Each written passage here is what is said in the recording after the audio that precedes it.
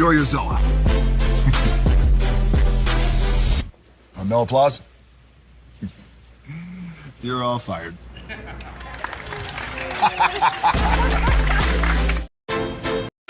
Hey, good morning, America.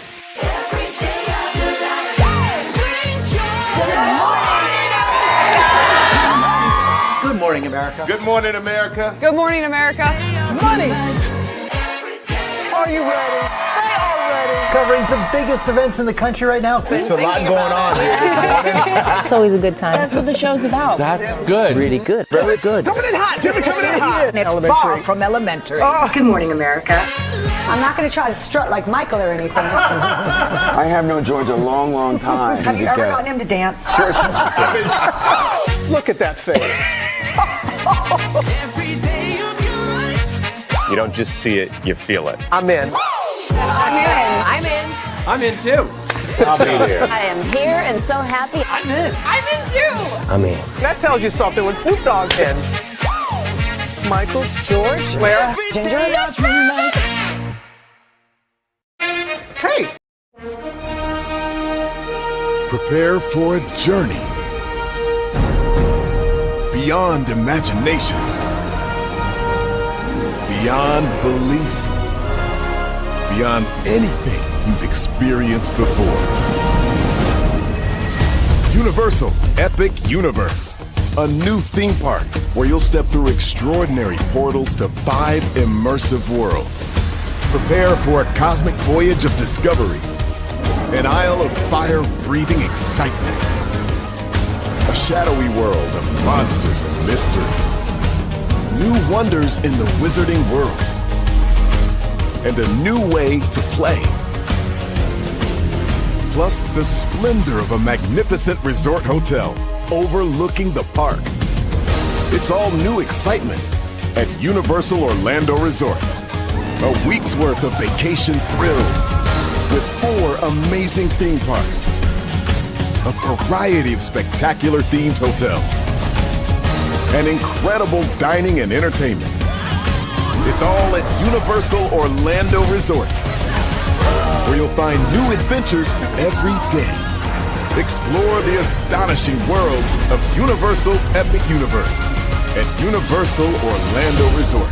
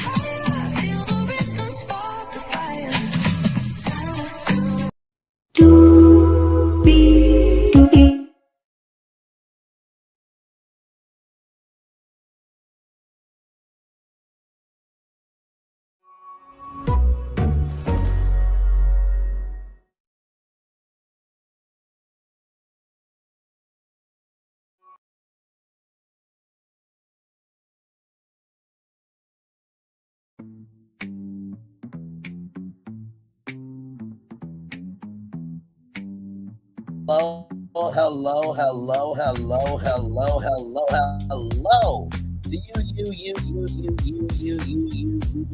And you welcome into another edition of Braylon Lee's Virtual Tour Live. Glad to have all of you here in the building with me. We do have a whole lot to talk about, and believe me, we definitely have a whole lot to get through. My God, today.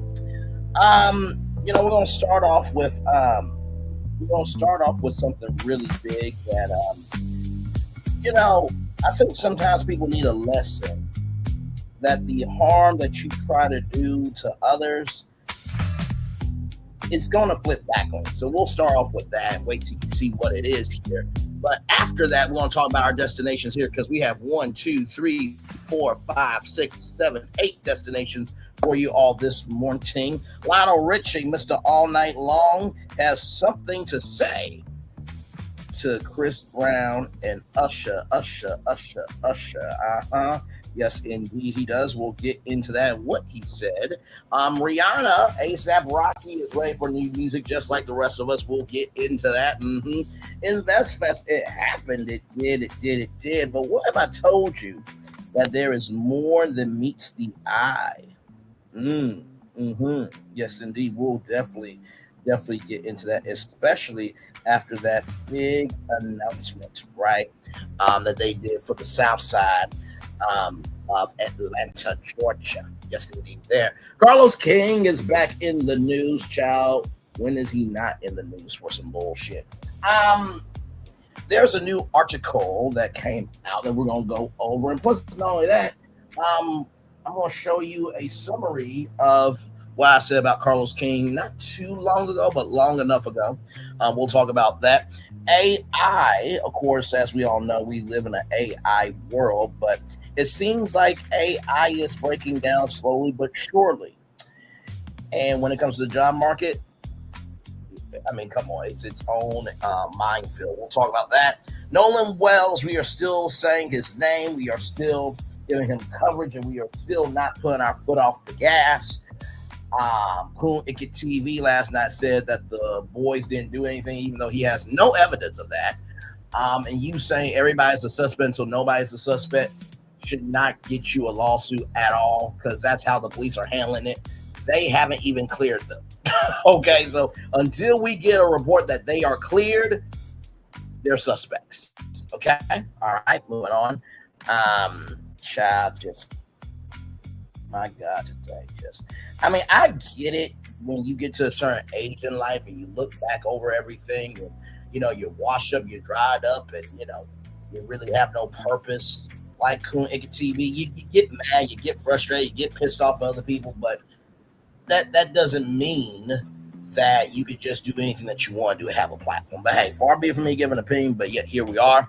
Karoline Leavitt has left the White House as the press secretary, which is fantastic, except we are still in this presidency until 2028. So we're not out the woods yet, but that is a decent win. We'll talk about that. And then Selena Gomez and her mom are being sued over a mental health company startup.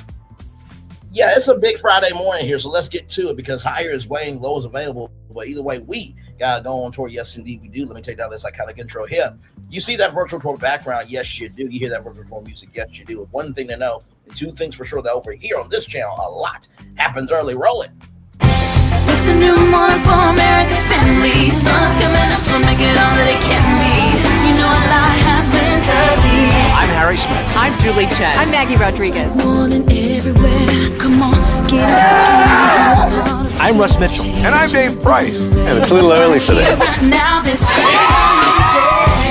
a new morning for America's family. Sun's coming up, so make it all that it can be. You know a lot happens early. Every day's good when you started it off right. But whenever you start the daylight, a lot happens early.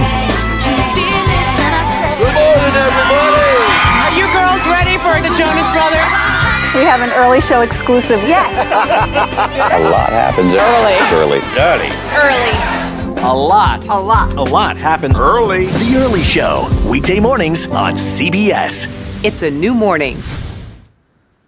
Yes, it is a new morning. Julie Chen moves into Russ Mitchell, Dave Price, Harry Smith, and Maggie Rodriguez. You're absolutely right on this channel right here. A lot happens early. Good morning, everybody. Hopefully all is well with each and every single one of you. You know, when you are a nobody who put out a song called Leave Me Alone, but yet you don't leave people alone, and you put out coloring book for children saying, you know, I get bullied too, but yet you're the bully. When you killed a whole human being based on your behavior, when you have stalked somebody, when you got put on blast, when you say you were going to go to court and win and you lost. Shall I keep going? Cake Gate. So that nobody talk to a nobody and try to stop somebody's bag. I just want to showcase this from what's happening real quick before we get into our destinations here. Here we go. Here we go. Shout out to what's happening, by the way.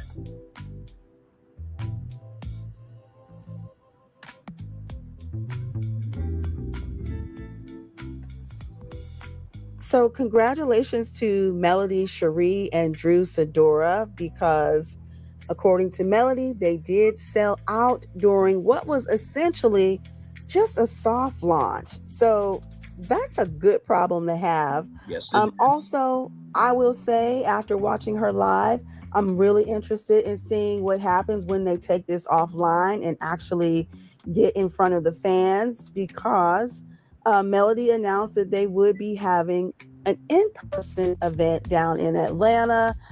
So that is going to be a great opportunity for people to actually come and smell the fragrances in person, meet Melody and Drew, take pictures, and purchase products and just really experience the brand behind these collections.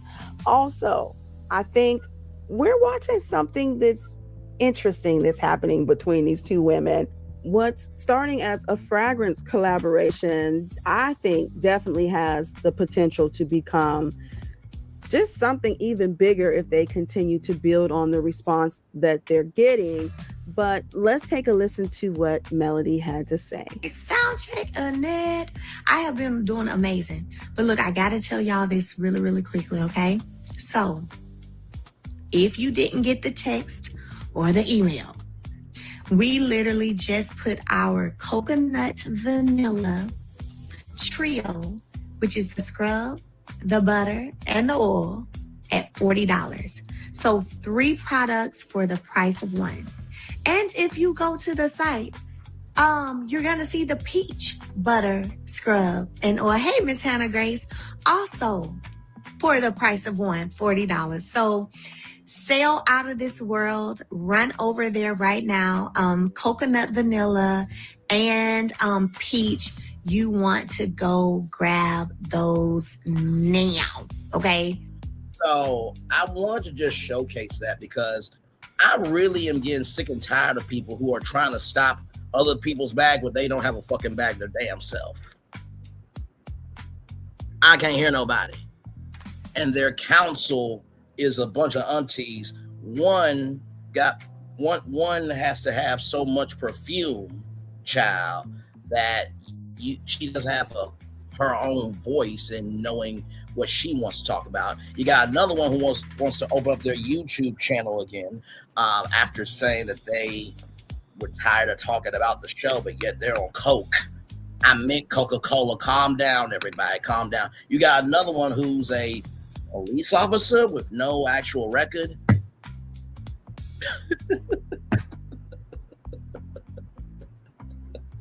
Child, listen. All I gotta say is this: it is so interesting to me how you want to stop her bag, but yet you say you were tired of talking about the show as well. Your damn self. You were going to do a whole rebrand, did like a countdown thing on your page. You know what's really funny? If you're that big and bad and bold, why hasn't Stormy used any of your music in her promotional campaigns, huh? Not to mention Cynthia Bailey is showing Melody Cherie some love. Child, it looks like somebody who wants to be a king can't even find a kingdom who wants him. Okay? So, worry about your bag, and maybe you'll have a bag. Moving on. And if what I'm saying ain't true, don't respond to me, motherfucker. I'm scared. Oh my God, anxiety. Everybody been watching me. You remember you texted me that, right, motherfucker? All right, let's roll on. Now, with that being said, let's get to our destinations here. I just had to do that because I'm like, we're not going to try to tear down somebody just because nobody wants to lift you up, okay? Here we go from rollout.com, celebrating 25 years on to the next 25 years. Lionel Richie took one swing at Chris Brown and it landed. The music legend needled two R&B headliners mid-show. The replies did not hold back. Lionel Richie calls out Usher and Chris Brown on stage. Lionel Richie spent a beat of his Phoenix set this week doing something no one bought a ticket for. He needled Usher and Chris Brown standing on his own run with Earth, Wind, and Fire. The singer told the crowd that pairing two R&B headliners in one stadium bill is not the fresh idea as it gets sold as, rather, because the Commodores and Earth, Wind, and Fire were running that same show 4 years ago. Then came the part that traveled. The one real gap between their eras and theirs, Richie said for Grin, is that his generation kept itself out of jail. Oh, clock it. Oh, I love it. I fucking love it. He laughed, seemed to catch himself half off the back. The phone caught all of it, and by the next morning, the clip was moving fast across Twitter. Nobody had to name names for the punchline to point somewhere specific, which is exactly why it stuck. How fans took the swing, replies split down familiar lines. Allowed share read it as a elder taking an unprovoked shot at a younger generation, the kind of jab that arrives from nowhere, helps no one. Others were blunder and told the 77-year-old history lesson to himself. A small camp cheered, agreeing that the current forward leans on blueprint that was drawn decades before either headline was famous. And a big mill just shrugged on the whole damn thing random, asking who exactly it was for. A sharper corner flipped the mic around and pointed at Richie's own crowded tabloid history over the years. The classic reminder that nobody is handing out clean living awards should throw the first one. The move on balance tilted against him. The roughly allowed this slice of the time frame, framed it as legacy at punching down rather than a joke that needed telling. So here we go here. And Usher and Chris Brown. See, they trying to do something new. Commodores with Earth, Wind, and Fire. We were doing that back 40 years ago.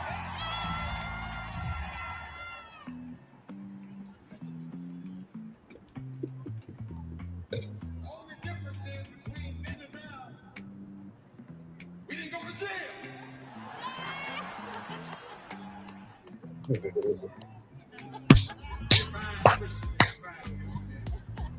Oh man.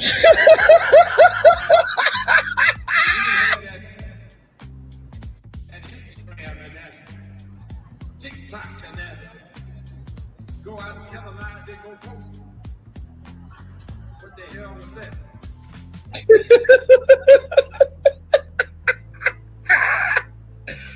Oh my God. Shout out to Ahmed, the Ears, IG, Big Biz, the God, for sure for that. The blueprint hiding inside Richie's joke. Here is the read that almost everyone skipped while arguing about shade. Richie was not only clowning Chris Brown, he was quietly filing a claim.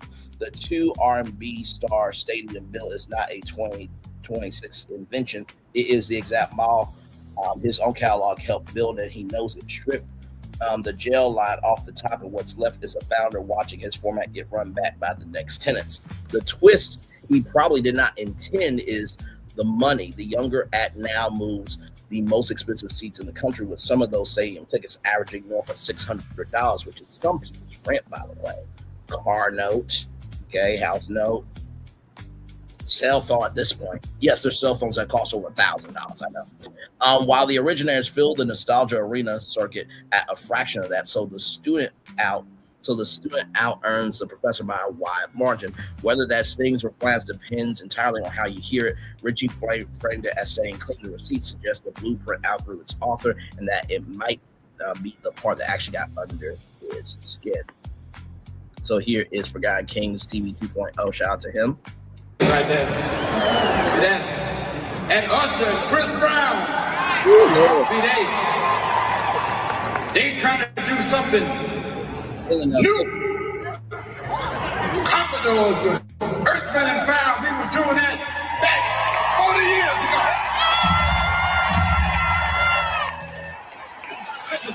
ago. All the difference is between then and now, 40 years. We didn't go to jail. I'm sorry.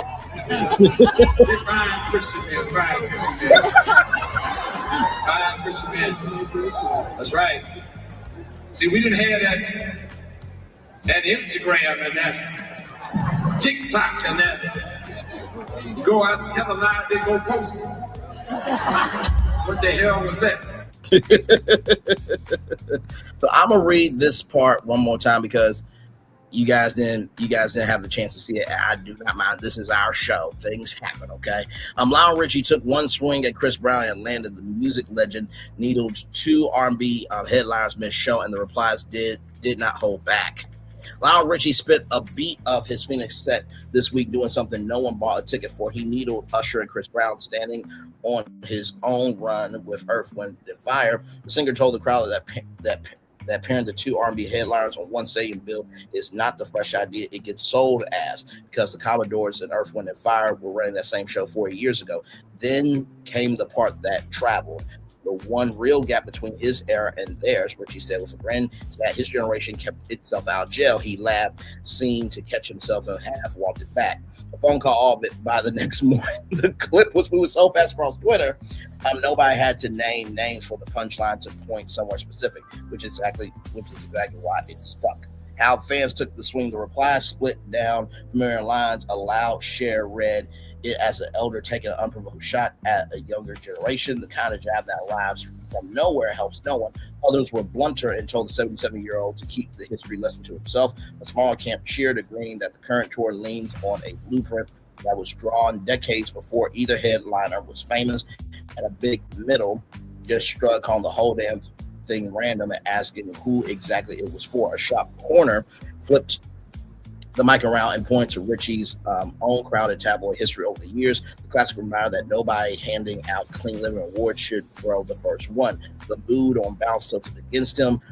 Roughly the loudest slice of the time frame framed it as a legacy at punching down rather than a joke that needed telling. The blueprint hiding inside Richie's joke. Here is the read that almost everyone skipped while arguing about shade. Richie was not only clowning Chris Brown, he was quietly filing claim.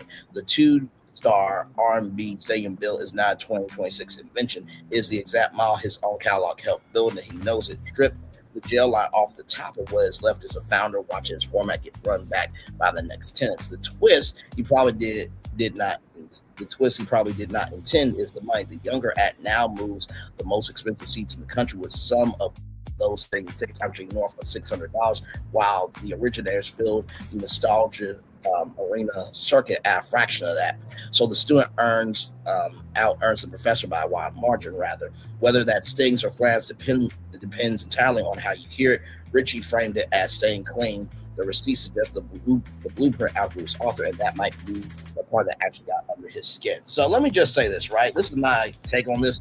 That would be like that waste of life that should have been swallowed by its mother, by the way, when he went after content creators and strike them this, that, and the third, because he was big mad that other people were talking about it, but yet it wanted to be a topic. Okay? That would be like Chris Brown trying to stifle the Commodores and Lionel Richie. But here's the thing, though. Without the Commodores and Lionel Richie, there would not be a Chris Brown, there would not be an Usher. Let's not pretend that somebody had to start it up in order for somebody to run it up. Somebody had to start it up in order for somebody to run it up. Somebody had to start it up in order for somebody to run it up. You know what I mean? I don't think Lionel Richie was wrong, because we all know Chris Brown's history, and yes, Rihanna has forgiven Chris Brown, this, that, the third. He did just get a judgment for $13 million. Okay? About that whole situation at the nightclub, and also the dog, and you know, he punched his mom and he busted a window out of the Times Square studios. Like, Chris Brown does have a history. Nobody's just making that up to hate him, right? So he or she who has not sinned cast the first stone. But also, too, I'm sure Lionel Richie has a past. But here's the thing. Will Chris Brown have the energy of Lionel Richie in his 70s? Probably not. Now, Usher is in a different category by himself, okay? So, listen, I'm sure that people are probably going to that concert tour, that concert series, that concert tour. Yes, that concert tour. I'm still waking up, ladies and gentlemen. But they are probably going to that concert tour for Usher more than Chris Brown. What you want me to do? Anyway, let's roll on. Once again, for rollout.com, celebrating 25 years onto the next 25 years. Rihanna R9 album update is new music coming soon. Everybody's been waiting for years for this here. 10 years. ASAP Rocky studio confession has fans convinced that R9 is finally coming together. 10 years after Anti reshaped her legacy and redefined what a pop album could sound like, Rihanna appears closer than ever to giving fans a follow-up they have spent a decade begging for. The clues have been piling up for months, but it took her own partner, let his guard down on a podcast to turn speculation into something closer to confirmation.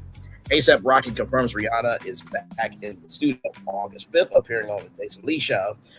ASAP Rocky let slip that Rihanna is deep into recording a new project, the one fans have already nicknamed R9. He described her as fully immersed in the work, using blunt language to make it clear there was nothing casual about the sessions. Almost immediately, he seemed to realize that he said more than he meant to, joking that he was probably about to catch heat from his partner for spilling the news before she was ready to share it herself. So let's watch this here.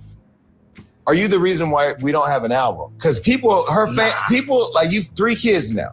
You are the reason she hasn't been to my award show because we've tried to get her twice. All right, and she's pregnant. Fair enough. And then every year she's pregnant. She's traveling with me. Yeah, respectfully, okay. You right. But yo, she in the studio right now. Yeah, I said it. Sorry, babe. Oh God, bro, she cooking, bro.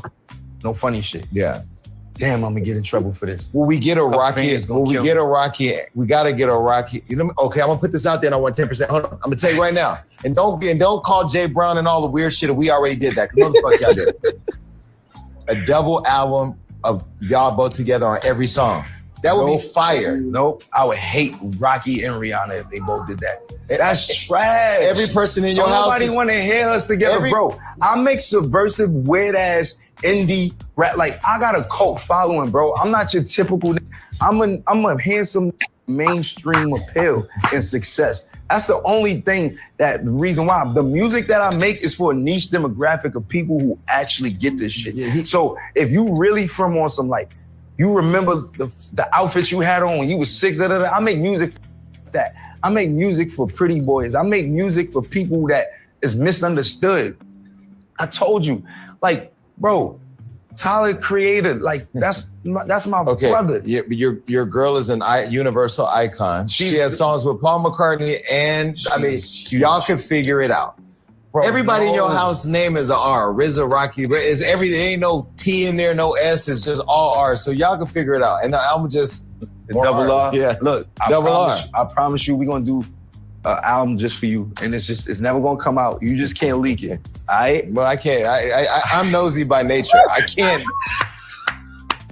You know what? I am so glad that Jason Lee understood who the hell he is. We'll talk more. Let's continue on. Rihanna hints at new music herself. Rocky Slip wasn't the first time that new material was on the way. Back in February, Rihanna offered a glimpse into her schedule through a video posted to Instagram, mentioning she needed to head to the studio before pivoting to sew her son's Mardi Gras costume. And we played that video here on Brainley's Virtual Tour Live.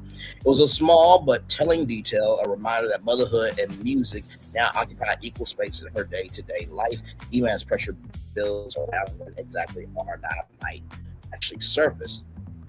While the wait has been so long since Anti arrived nearly a decade ago, Rihanna has largely stepped back from music, channeling her energy instead into Savage X Fenty and Fenty B while raising her 3 children, RZA 4, Riot 3, and Rocky 10 months old. Oh my goodness, my Lord. This active household for sure, but in the best way possible. Still, she has made it clear that album has never fully left her mind. Speaking with Harper's Bazaar last year, she described repeatedly scrapping material that didn't reflect how much she had grown as an artist, and a person explaining that music, which doesn't feel honest to where she is now, simply isn't worth building a full era, let alone a tour round. Even she reached a turning point, deciding that the years spent away from the studio needed to lead somewhere meaningful once she finally returned. The pressure behind Rihanna's next chapter, part of what has made the process so difficult by her own account, is the shadow cast of Anti itself. She has called it her most accomplished body of work, telling British Vogue in 2023 that she didn't fully grasp how cohesive the album was until well after its release. That admiration came with a cost, though internal standards she has since admitted felt almost unhealthy, since she has found herself believing anything new had to surpass what she considered her creative peak. She has pushed back against that mindset in recent years, reminding herself that music should function as an outlet rather than competition. Clock that. And that a song only needs to feel genuinely good to be worth releasing. That shift in perspective she has suggested is what finally opened the door to enjoying the process of creating again. A record-breaking career album or not, even without new music on the shelves, Rihanna's chart legacy keeps expanding. Earlier this year, she became the first woman to surpass 200 million RIAA certified single units, reaching more than 200.5 million certifications, and underscoring just how enduring her back catalog remains a decade removed from her last full-length release. Whether R9 lands before the end of the year or stretches further into the future remains an open question, but between her partner's studio confirmation and her own recent comments about creative renewal, the pieces finally seem to be sliding into place for the era fans have long waited to see. Source E! News. So, I don't think ASAP Rocky should get heat. Rihanna, listen, I know you know, how can I put this? Rihanna doesn't know that I exist, okay? Nor does ASAP Rocky. ASAP Rocky was just proud of his woman. I don't think that should be a crime. I don't think he should not be able to, be in the bedroom. I don't think he should be punished for it. And not to mention, like I said in the description box below, can we be proud that there is a black man proud of a black woman? Like, that's the thing here. You know what I mean? And, Jason Lee, I'm proud of you. Because you had a real honest moment with yourself. You're like, you know what? I'm nosy by nature. I'm probably going to release it anyway. And good for you for being honest. And to ASAP Rocky, I appreciate that you recognize who your audience is. But did you see the On the Run tour with Jay-Z and Beyonce? How much money they made together? Chat. Listen, don't knock it till you try it, okay? So with that being said, let's get to this from the Black Robin Hood. Excuse me. So, Earn Your Leisure claims 31,000 or 31,300 tickets were accounted for. The all-time record were sold, and everybody ran with it. We don't trust, we verify. Cold Guard Tars that claims aren't facts, receipts over hype. So right here, my honest InvestFest review, 16 years in business and 3 years as a vendor. Here's why I stopped. Swipe through to read the full, unfiltered operational breakdown of why I pulled my business out of the 2026 events. Okay, hang on. Let me go to D Stones. J.D. Stones.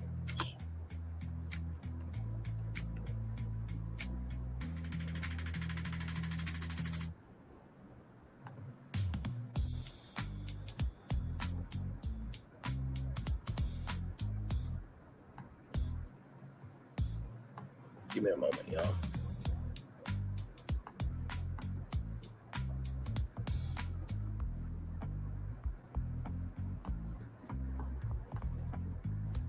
Okay. Let me see if I can find Jay Stone's tweet, and then I'll send it to myself. Give me a moment,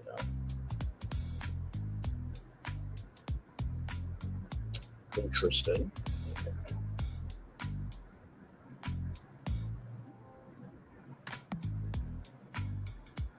Okay, let's do do this. Let's do. Okay, let's do this. Because y'all know I'm always about making sure that we give you the full story over here. So give me a moment.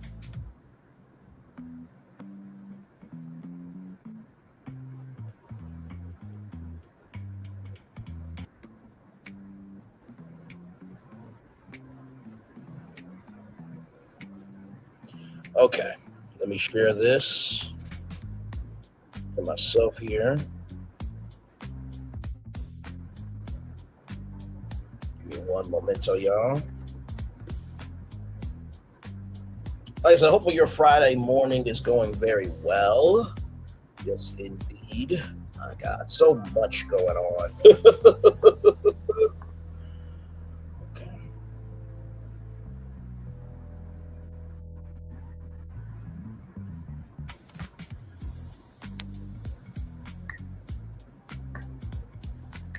Okay. All right, y'all. So here we go. So here is JD Stone's tweet here. Oh, come on, damn it. Really? Is that what we're doing? Okay, give me a moment, y'all. Just I swear to God, man. I swear to God Almighty. Sometimes I just cannot stand social media. Give me a moment, y'all. Here we go. Okay. All right. So give me a moment here as I send those to thyself. Or maybe, you know what? Let me see something. Maybe I'm doing the most. Let's see here. Okay, so these are the posts here. Okay, here we go. From that tweet. Shout out to the Black Robin Hood. Fabricated attendance numbers. Every year the numbers get more inflated. This is all alleged, okay? They claim 20,000 people, but now they're currently claiming 30,000 people this weekend for 2026. But if you're on the floor, your eyes don't lie. Booths were sitting completely empty and unsold last year. Even Atlanta Mayor Andre Dickens publicly fired back at the founders, calling them out for their numbers and their $100 million economic impact narrative. The mayor directly criticized their exploitative ticket pricing, slamming the basic entry and the $10,000.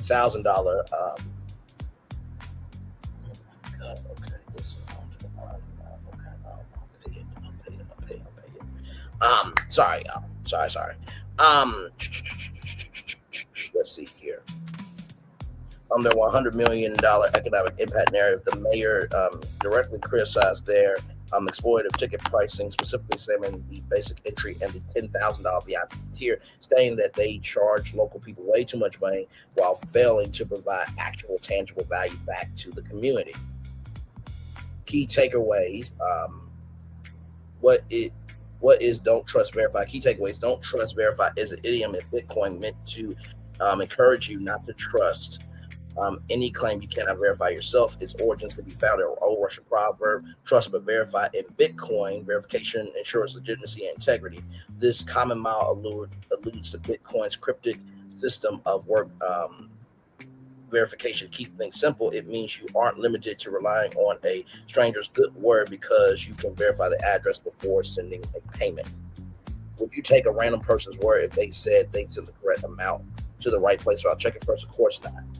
To illustrate, an example route to illustrate, imagine a scenario where you're running a convenience store, but you never see the customer's face or get their name, and also you never get to see the money that they give you. You have no idea who they are and whether or not they pay. It's a recipe for disaster. Unfortunately, in the Bitcoin and crypto communities, transactions are verified by looking at the senders and receivers' wallet addresses. When everything matches up, you know the transaction is legitimate.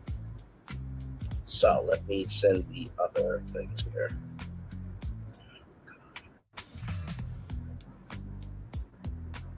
Already, I took care of those guys. Sorry, y'all.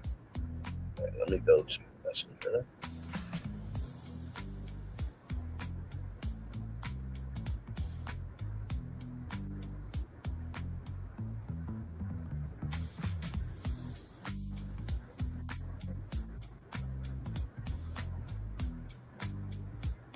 Okay, we'll look at those in just a minute here. Ironic origins. Believe it or not, this parallels Stalin's stake on the proper understanding as is. I'm not even going to pretend to butcher that. Which roughly translates to healthy distrust is a good basis for joint work. Stalin's mentions being there should be a healthy amount of skepticism when working with others. If you're too passive, nothing will get done. You might even say, if you want something done right, do it yourself. But just another reason why you wouldn't trust, why you shouldn't trust, rather, but instead verify for yourself. Yes, that piece. So right there. Now, with that said, okay. With that said. Now, this came out 4 days ago, but I'm going to give you J.D. Stone's other perspectives here. Okay, here we go. So, this from J.D. Stone's here. My honest InvestFest review: 16 years of business and 3 years as a vendor, and why I did not return this year as a business owner with 16 years of professional experience, including 16 years working with celebrities and high-profile clients and experiencing vending at multiple business events and expos. I understand business operations, marketing, branding, event execution, vendor relationships, and return on investment. I was a reoccurring InvestFest vendor booth for $2,500 for 3 consecutive years for 2023, 2024, 2025. This review is based on my first-hand professional experience over those 3 years, not one visit or outside speculation. After watching the event evolve and comparing what it was marketed to what I actually experienced as a paying vendor, I made a professional decision not to participate in InvestFest 2026. Here is the difference between the marketing hype and the actual reality on the ground. Number one, the investor bait and switch, the pitch. They tell small businesses that if you buy a booth, you'll get your brand in front of deep pocket investors ready to back your company. The reality that institutional investor foot traffic never happens. The organizers lock the real capital behind highly commercialized open pitch competition on the main stage for 5 select finalists. The hundreds of everyday paying vendors on the floor are left out to completely dry. Then right here, number 2, zero celebrity foot traffic and awful layouts. The pitch: massive celebrities are in the building to network and uplift the culture. The reality, the celebrity speakers are completely shielded and isolated from the marketplace.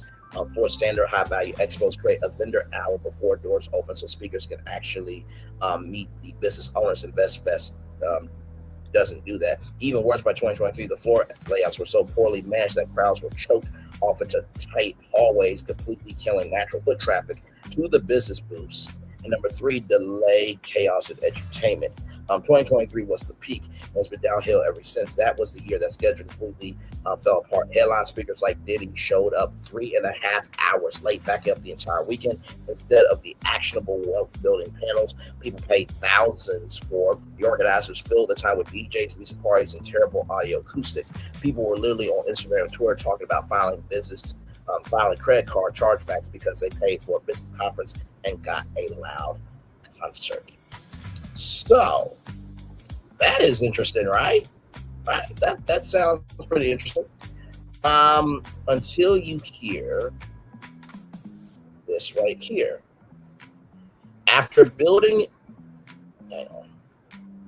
After building InvestFest on the backs of Black people, Rashad says he's done with Black people, claims that InvestFest was never for Black people anyway. Here we go. It was like, we have events like this every single week in Atlanta. You're an idiot for saying that. You never. There's no event in the world like that, let alone 30,000. But I'm not even on the Black thing no more. I never was on the Black thing, not a Black event, because I seen somebody else had said that like it was white people. Yeah, they're qualified to be there. Like, what do you mean? Like, you think I'm gonna cater just to Black people just to get torn down by Black people? You out of your fucking mind. There's gonna be even more white people next year, and Spanish and the Filipinos, of course. Like, I'm done. It's been real. Yeah. What?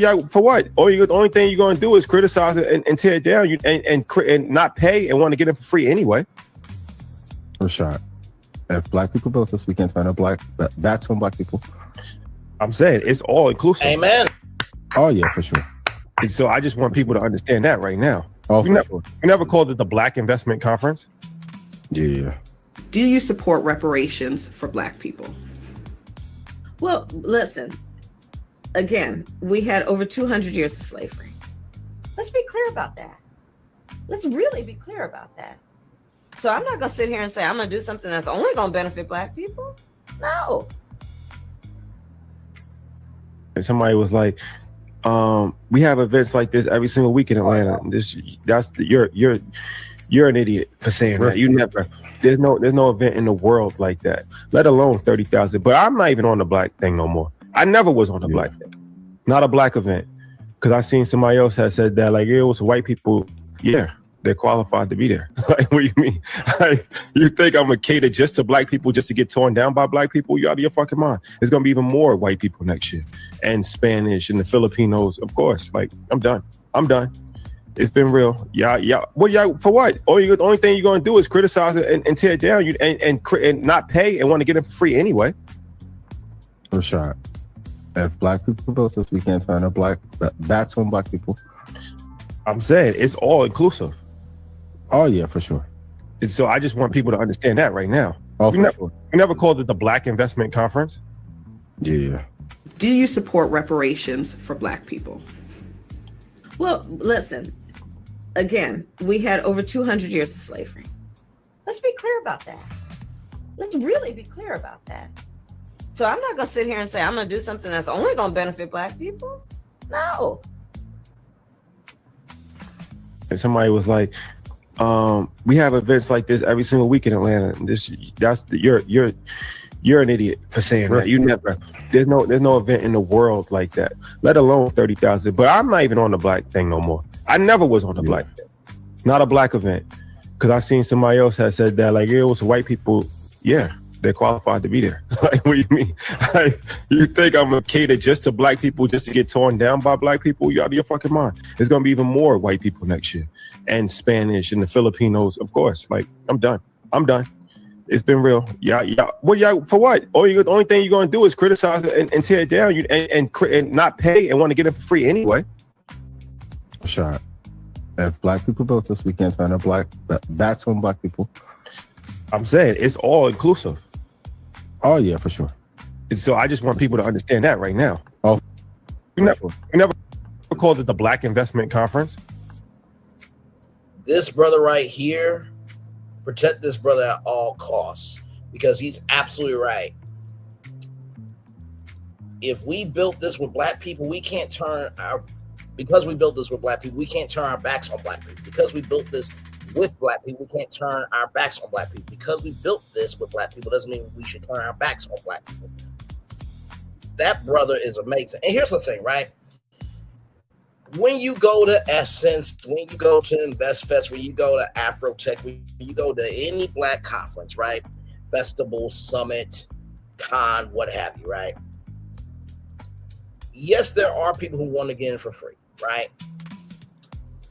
However, in the same token, I know that Ozzy is no longer a media company, but they did do free tickets for students, right? They did, an accelerate. I think CultureCon also is doing free tickets for students. So there's a way to do it. For example, let's just say, something that you guys could do with the Gathering Spot is that, hey, if you're a Gathering Spot member, guess what? You get free admission to InvestFest. Why would you do that? Because guess what? You have the every day at the end of at the end of each day of InvestFest, the after party can be at the Gathering Spot in Atlanta. Hello. But then there are some content creators that they get content creator pass and they do get in for free. But they're also they're doing work of recording content to be able to create that social capital so you guys can get more financial capital. And bruh, this dude right here, bruh.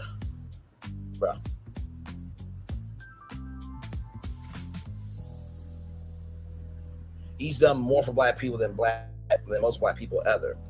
That includes you too, sir. I won't let frustrating time change my view of him. This comment section is exactly what he's talking about. We are never satisfied. These people do more for the community than anybody you can shake hands with, yet we're quick to try to tear them down, discredit them at the earliest convenience. You know what's exhausting. You know how exhausting that is to deal with. We're constantly buying the hands that try to feed us and then hurt and wonder why people say stuff like this. Insufferable. This is an emotional response. This man doesn't feel supported by his community, serving and trying to liberate our people. Is for the week. His delivery was wrong. Thank you very much.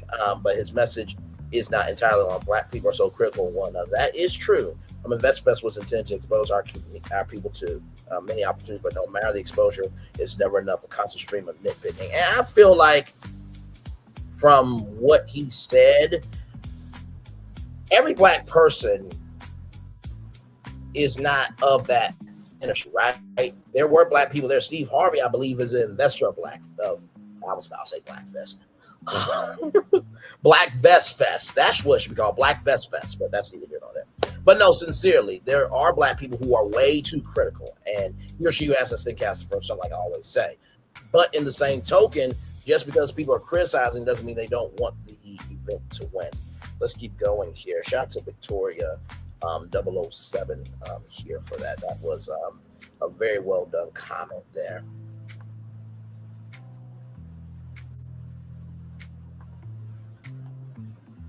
And this is her profile here with Charles Barkley there. Child, gorgeous, gorgeous, gorgeous, gorgeous. I see the face card, darling. Very, very nice there. Very nice. Let's keep going here.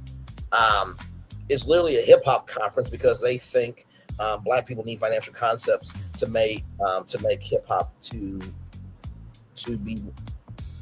They think Black people need financial concepts to be made, hip hop to understand them. That was the premise of their brand. White people have bigger pockets. Conference Tony Robbins and all the other white grifter conferences to sift through. Bad take, bro. Rashad, I think you may have misspoken. Saying you cater to everyone is completely understandable. But not saying I'm now the Black thing and that you no longer came to your people feels directly contradictory to what you said built in the past. A major part of the platform was built around giving Black folks access to financial literacy and information that historically wasn't accessible in many of our communities. Airing a grievance because one or two people may have rubbed you the wrong way, then making it sound like you're distancing yourself from the very community that helped you build the movement is just bad as it makes that part.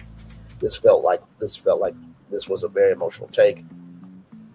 You may have hurt yourself more than you believe. Nothing in America is strong as the Black dollar. When the world turns, just knows it's your own people that have your back. Don't let money or stats ever make you forget that. That's wisdom and love. Your community is the only reason why you are who you are. They be careful and never betray your own, because this will backfire real fast. Never betray or talk down on your own people. That's never a good thing. You built a platform. You build a platform and then speak negatively about your main customer base. That's a good period. I fully agree with that. So just wanted to give you that update there. All right, y'all. We got to talk about this fucking piece of shit, man. Carlos King. Yep, we got to talk about. Yep, we do. We do. We do. We do. We do. We do. You know, this article came out 3 years ago. I'm about to pull up a video here of that. I had a take about Carlos King from reviews and recaps, and so I'm going to bring up the ask feature, just kind of summarize it here. Just want to bring up this article because this is a reference article, right? So here it is here. This video features content creator Brandon Lee providing analysis of Carlos King and his current standing in reality TV production. The discussion covers several key controversies and industry insights. Quad and Carlos King's conflict. The creator discusses a public falling out between Quad, Mary DeMessa, and Carlos King. King criticized Quad for a recent interview with Carlos because criticized Quad for her recent interview with Carlos because labeling his work as careless journalism because they are friends and not objective journalists. Braylon analyzes the dynamics of celebrity interviews versus traditional journalism, right? So, with that being said here, I like that little underneath the bow. Yes, indeed. There, those are nice glasses. Shout out to Zool. So let's do here. where he is saying that Quad is lying during her latest. You a lie. You a cheat. And I don't want you. I decided don't want to you. I go don't want you. to Carlos King's Instagram page just to see if he had some sort of response. And what I ended up finding was a clip of his series that he does with Lisa Ray on his YouTube channel. And Tommy from Love and Hip Hop is in the comment section, and she's calling out the journalism skills as well. And Tommy from Love and Hip Hop, she is the last person that you want to tick off. So before we get into what King and Tommy had to say, I ask that you please hit the like button on this video as well as subscribe to the channel. Everything that I'm saying in this video is alleged. By the way, shout out to Show Styles and Spirit, a great content creator for sure. Just my opinion. In the Copyright Act of 1976 says that by fair use commentary on these clips, they are allowed. Okay, so where King gets activated, this is coming from the Bravo Shade Room. They actually have a clip from Dr. Heavenly and Quad's interview with Carlos King. And King is going to call out Quad for lying, and then Carlos is going to catch a stray. So let's get right on it. Now, for those of you who don't know, Quad and King did date, but by the time the reunion came on, part 2, they were no longer together. And King has said some things on social media. Quad has not. So this is basically her first time saying anything. And, you know, Contessa and Toya were still talking to King, and Contessa said he did not want him here. That means that Quad did not want King to activate him. So that's the context, conjecture, and connection there. Let's get to it. On into it. When was the last time that Kirk has reached out to you?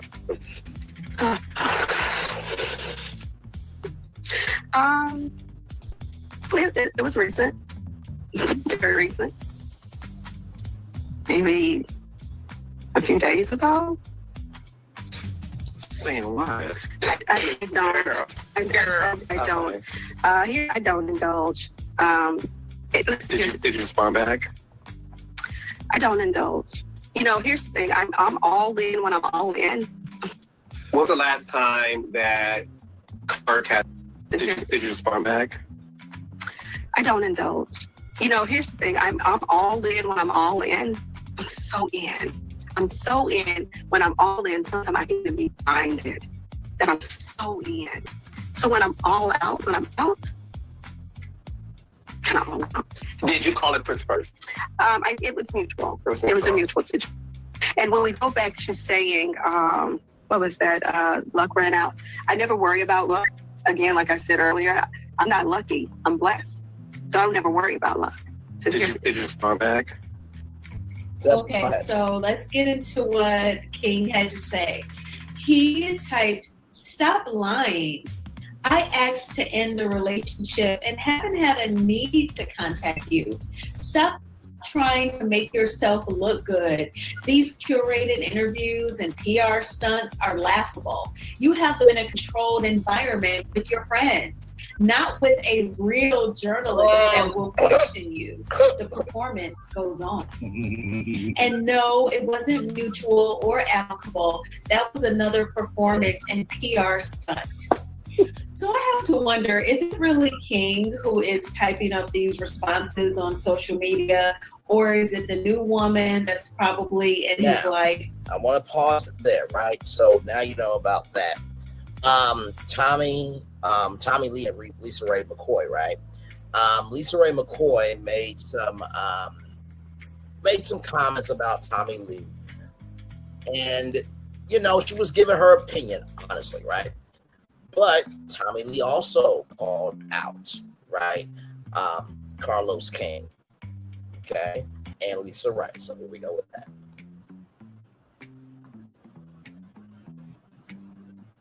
Lisa Ray can hold her own talk show. She don't really need to be with Carl. And then we're going to get to what Tommy had to say in the comment section. You know, it's something about clips on Instagram and the blogs. The comment section sometimes is more detailed than the story, definitely more entertaining if it's like a funny story. But let's go ahead and get into it. What is happening to Solange's 21-year-old son? Joel Smith was recently seen out with Tommy Lee. She's 41, he's 21. There's a video of them kissing, making out. We'll say this, Solange will probably approach this in a way in which this does not and should not come between her and her son. Because if you try to bark too loud, that he might just go in that direction, period. That was smart advice. I will say this, at 21 and at her age, what's the chances of it lasting?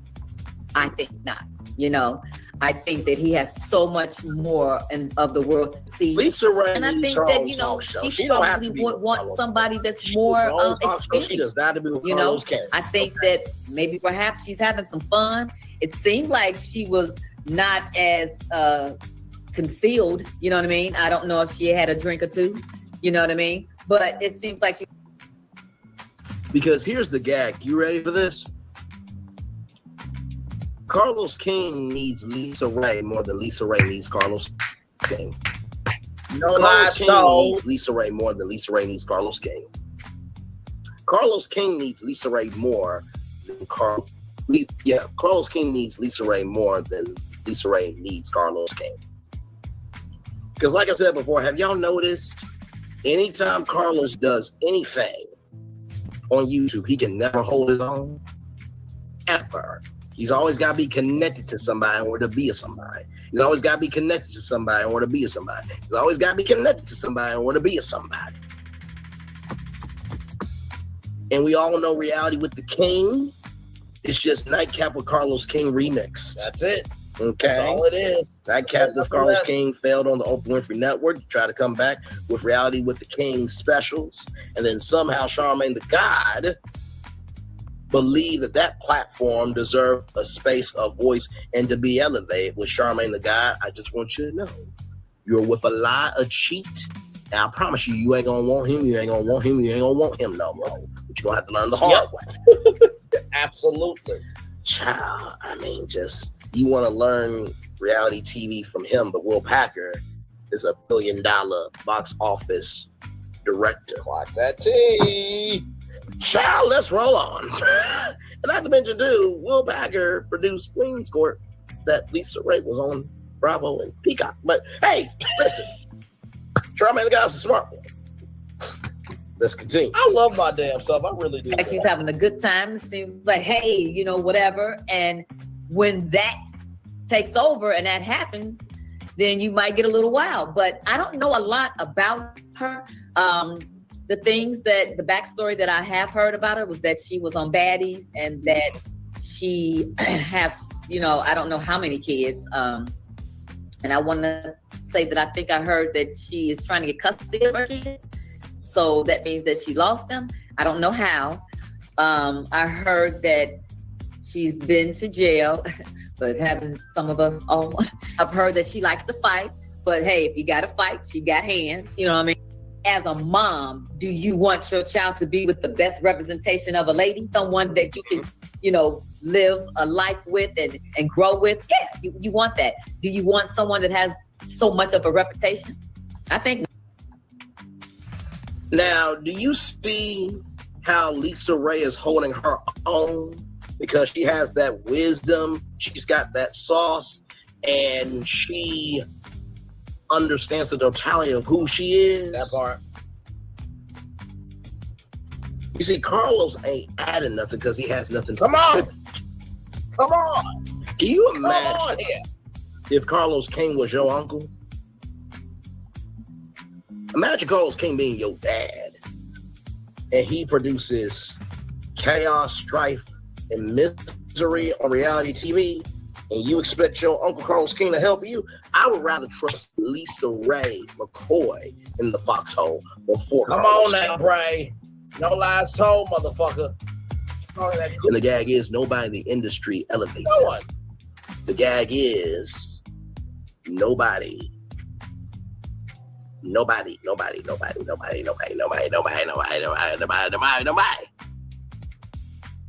ever sees him at the Emmys, the Grammys, the Oscars, or the Tonys. But most of all, You don't really hear Carlos King working with a lot of networks, do you?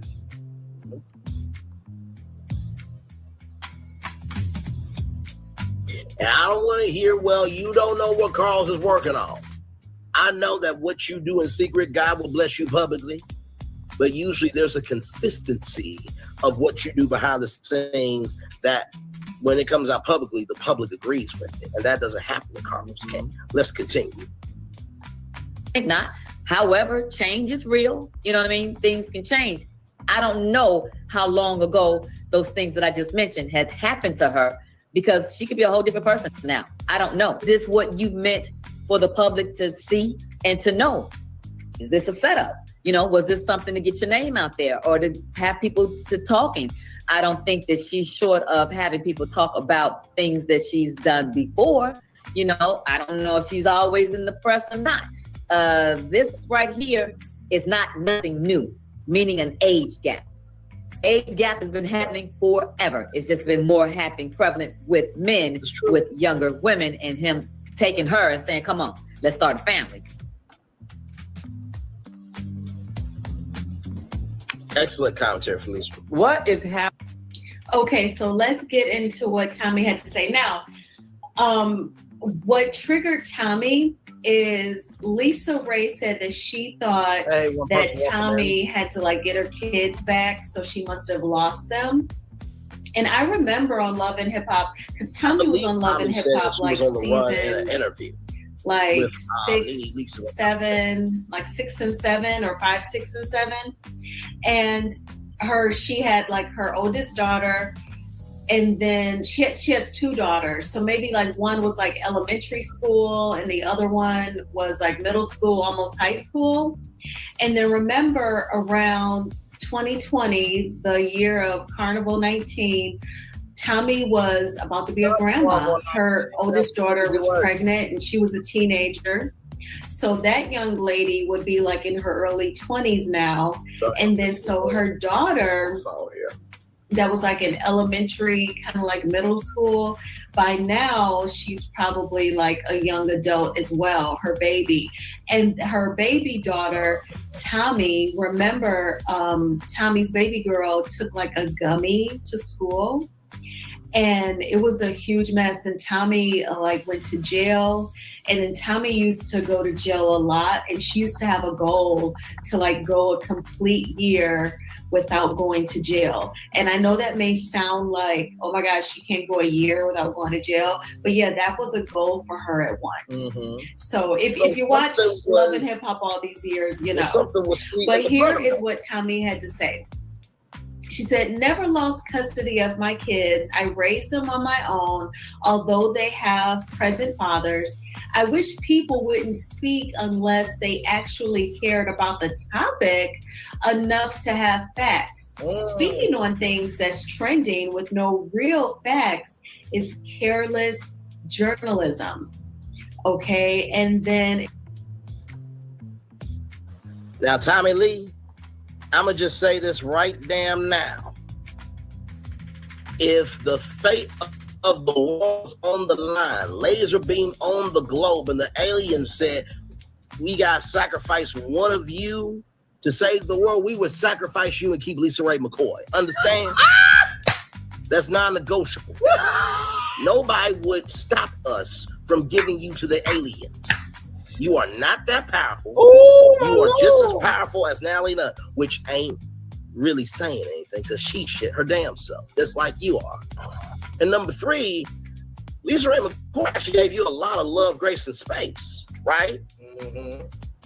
So that's the thing that you can't really get upset about. You can't get upset about the history that you've made for yourself, and then people are recollecting your history. If you want people to tell a better history of you, you need to create a better history. And once Scott Williams, if you want me to tell people about the history between you and me, you should have treated me better. Come on. Imagine being able to build an app with your name on it just by thinking whatsoever. And I meant that shit. And that journalism comment really should be more directed at Carlos King than Lisa Ray McCoy. Okay. Because Carlos King did go to school for, journalism and stuff like that. But child, I cannot imagine him on ABC, NBC. I mean, CBS News, they need black people so they don't look like they're a racist news organization. And CBS needs, content so that way they won't look like a racist network. What? Did I say something wrong? Let's roll on. About it. Meet Base 44, a complete AI creation platform. I'm looking to see if anything. Describe what you like what it is, cuz. What's up with you, man? Let's continue. And so you have that there. Now I want you to listen to this part from Carlos King right here, okay? Carlos King had something to say about reality TV. Now this is from the cosplayer of a supposed king of reality TV. Let's watch this.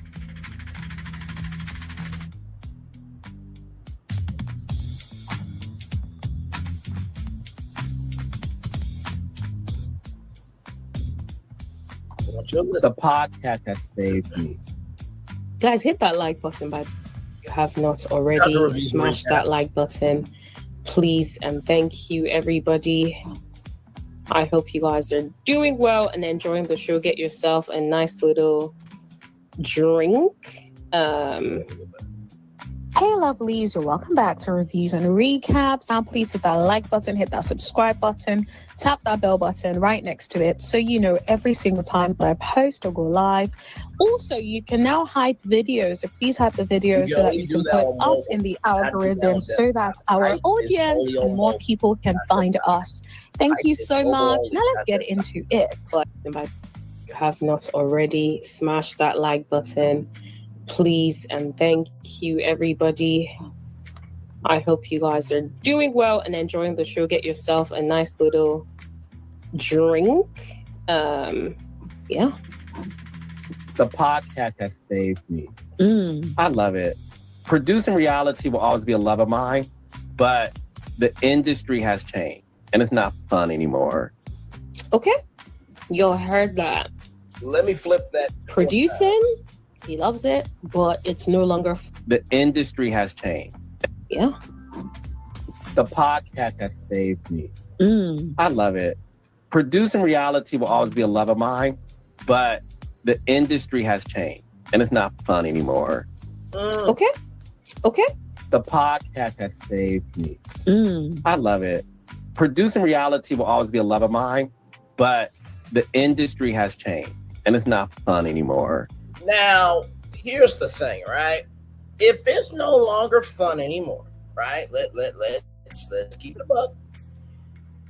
If it's not fun anymore, then why is this still going on, right? I would think if it's not fun for you anymore, then you would quit producing reality TV, right? I would think so. It says right here, Carlos King, Joanna Hockman, Andrew Goglin, Marcus Burns, and Nisa Ahmed are executive producers. So I would think, okay, well, if it's not fun for you anymore, drop that, give it to one of the women, Joanna or Nisa, and let a woman actually run, since reality TV is usually catered to women more than men. Just keep it a buck.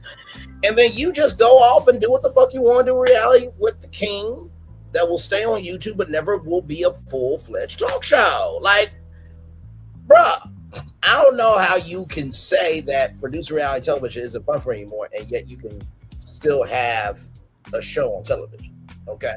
So with all that being said, now let's get to Urban Bell Magazine. Shout out to them. Love them so much. Now, this came out 3 years ago, okay?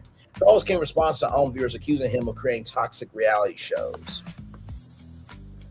Carlos King had received some backlash amid the popularity of Love and Marriage Huntsville. Well, popularity is in the eye of the beholder, but that's neither here nor there. The men of Love and Marriage Huntsville are already receiving backlash on social media just one season in. Some fans have complained that they are all toxic husbands. This has also resulted in some criticism of Carlos King as well. In fact, some Love and Marriage Huntsville fans have accused Carlos King of liking and supporting toxic men who should not have a platform. This all came to a head after Melody Cherie made some strong accusations about Martell Hope. She alleged that Martell threatened to release a video of them being intimate while they were still married. Martell then did an interview addressing the accusations and claimed he was just defending himself because Melody was bullying him in the interviews. And this is the thing that you got to understand. If you were a piece of shit to a woman and she says all the things that you did as a piece of shit, that's not bullying. That's just telling the truth. And vice versa. If you are a woman that was a piece of shit to a man, that man's telling all the things that you've done as a piece of shit to him. He's not bullying you as a woman. He's telling the truth. Stop it. Stop it and stop it. Good damn. The matter was taken pretty seriously by some Love and Marriage Huntsville fans. Even petition was even launched for call for Martell's firing. As for Carlos, he made it clear on his YouTube channel that he prefers to remain neutral when it comes to Melody and Martell. He firmly believes there are huge reasons why Love and Marriage Huntsville became a smash hit on OWN.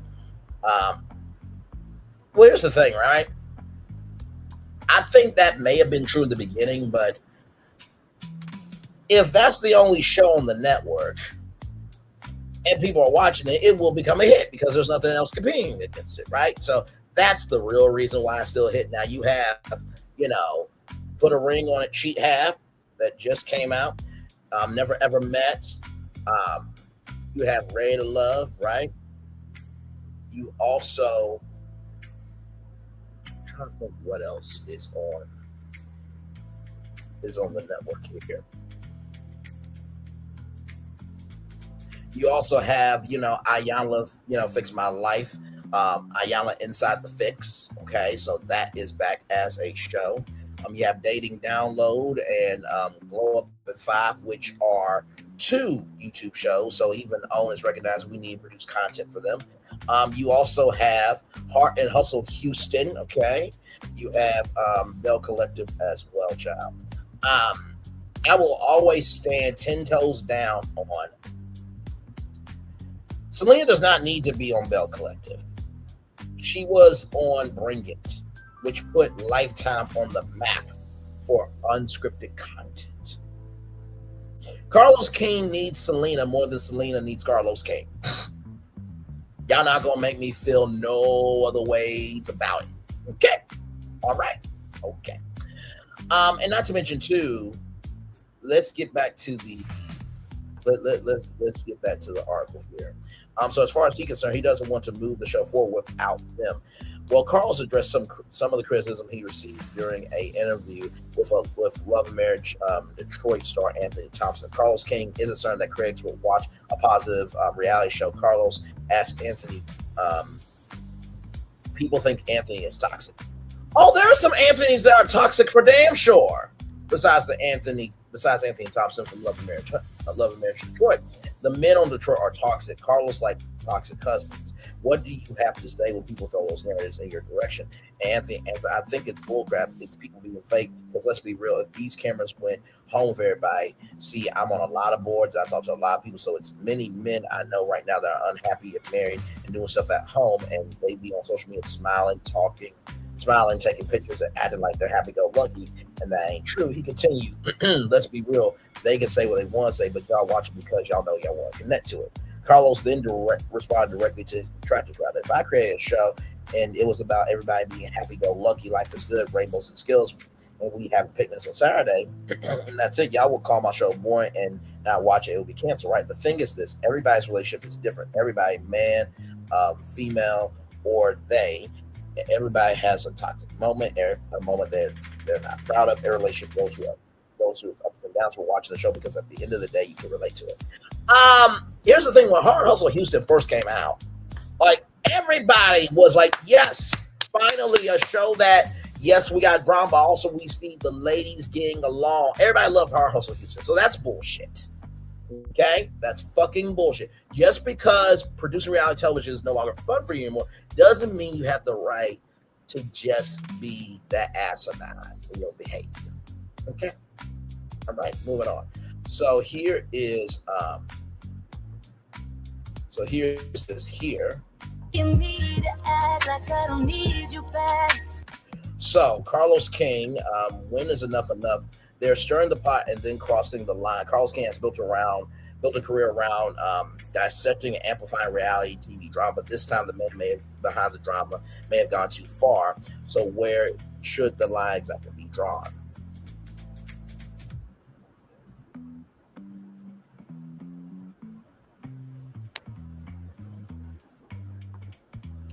show, she built the betrayal she never expected. Melody Rogers, I'm going to mention her by her name that she wants to be called. Melody Rogers helped create the world that became Love Marriage Huntsville. Now, after leaving the show, she has to watch Ariana Curry, the woman connected to the collapse of her marriage, step up to the platform she helped build, and Carlos King is making it happen.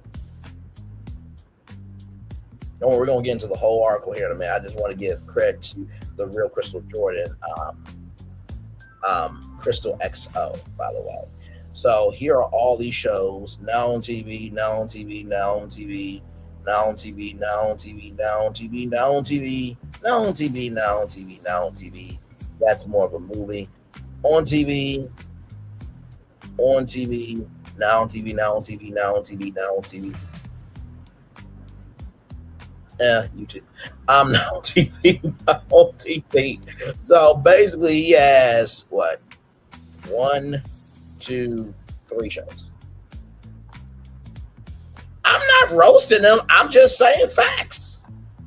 When drama becomes personal, who pays the price? Reality TV thrives on conflict, but when real heartbreak and personal betrayal becomes entertainment, the question becomes bigger than television. At what point is too much too much? So right here, Carlos King publicly shared a private conversation he had with Rogers after the show was greenlit. She wanted to renege when she learned that Holt's affair was not over. King explained that he promised Rogers that he'd protect her, make the show worth doing. If this is what protection looks like, I'll pass. King strived to produce scandal-filled television. Increased ratings doesn't always align morally. Yes, drama is what sells, but at what expense? So let's go now to LennoxandParker.com. I never heard of this site before this, so shout out to Lennox and Parker. Here we go. Carlos King has crossed the line. Child, when does he not cross the line? Alas, after 12 seasons, the woman partially responsible for dismantling the marriage between Martell Holt and Melody Cherie Rogers is finally gaining her 15 minutes of fame. By now, Love Marriage Huntsville fans have seen the explosive trailer featuring the much talked about Ariana Curry, or also known as Coleslaw, to be respectful. She'll appear as Holt's love interest, finally moving from the shadows into a shared confessional. Wait, she's out shadows? Wait a minute. Are you sure? Are we sure? Really? Are we sure she's moved out shadows? Moving on. I'm just stating facts, guys. Don't get mad at me. All right, moving on. Woody Woodpecker. Into a shared confessional. It's been a long road. Holt and Coleslaw have been discussed since the show's inception. Realistically, it makes sense for her to appear on the show, considering she is his leading lady now. Yes, leading lady now to still get a paycheck. But this serves as an ultimate betrayal to Rogers. It's a slap in her face, both on a personal and professional level. There's Melody there. One thing I know, two things for sure. Melody is a beautiful one. We ain't gonna take that away from her now. I may not rock with her the long way anymore, but I'm never gonna wish hell on her. Okay, listen. King lauds himself as the EP and creator of the show. While he had a hand bringing the show to life, LMH is the brainchild of Roger. She initially pitched the idea to King after band consultation fee with the self-proclaimed king of reality television. That title was given by Bingeworthy, which I'm going to forgive Bingeworthy. He probably had a long day. He was tired. And child, he just said out his mouth, just say out his mouth. I don't think he really meant that. And by the way, y'all, here's the thing, right? Because the last time I tried to help Melody, it was the Nick Cannon comment that he rolls with 47, or he fucks with 47, right? And so I got called everything but a child of God. Okay. So with that said, I was just like, y'all can have it, right? And I was done when what happened is what happened with when Tay talks uppity and Empress Radio, right? I was done there. And then on top of that, just to add more energy, I tried to warn Melody about something that could have hurt her TikTok lives, right? And I tried to contact her team this and a third. She said, I need to step down. I'm like, okay, child, listen, you say you want people on your team that care about you, but yet when somebody tries to do it, you don't want to listen. Okay, God bless you. And like I said, I don't cover her anymore because guess what? There's a black kid that's dead. Nolan Wells. We got bigger issues here than Melody Cherie. Okay? All right, moving on. But in the same token, though, just because I don't cover her anymore, I'm not her TikTok lives or this, that, and third, doesn't mean I have any hate for her, right? So people can feel the way that they feel and be respectful about it and move on. Some more than others, okay? That's why I did what I did at the top of the show, to let that piece of shit know that Cynthia Bailey, Drew Sidora are bigger than you will never become, you piece of shit. Now go cry to your coke auntie, Marie Gray, who, when she came out her mother's vagina, she didn't bring no sunshine. That's why her mama gave her last name Gray, okay? All right, moving on. Now, with that said, let's continue on here. Holt and Rogers wanted to do an HGTV-style home renovation show, knowing that ensemble shows centering on couples and friend groups had a stronger chance of getting picked up. King reworked the idea, suggesting the show follow 3 successful couples in Huntsville in various stages of life and love with real estate as a background theme. Thus, LAMH was born. Obviously, Holt and Rogers' marriage was drama surrounding his ongoing affair with Curry took center stage after their divorce and this drama that followed on and off camera. Rogers exited the show. Rogers had alluded to producers trying to get Curry to appear on the show previously, but of course she put a strong stop to it. During the season 3 reunion, she sat by as King questioned Holt about whether he would have chosen Curry over her if he met his mistress first. With Rogers gone, Curry has entered the fold in the very platform she created and pushed the knife even further in her back, twisted it mercilessly. King should be ashamed. So there is Carlos there. I think he was producing at that time on the ground. Once again, he said producing reality television isn't fun for him anymore. King publicly shared a private conversation he had with Rogers after the show was greenlit. She wanted to renege when she learned Holt's affair was not over. King explained that he promised Rogers that he'd protect her and make the show worth doing. If this is what protection looks like, I'll pass. King's drive to produce scandal-filled television, increase ratings, doesn't always align morally. When does it ever, though? Yes, drama is what sells, but at what expense? Some of his decisions have been questioned by those who trusted him to tell their story, some of whom once considered him a close friend and confidant. And let's not all forget when Latrice Rogers made it do what it do on his live, and then Carlos took down the live. And then there was a woman from hang on, let's see.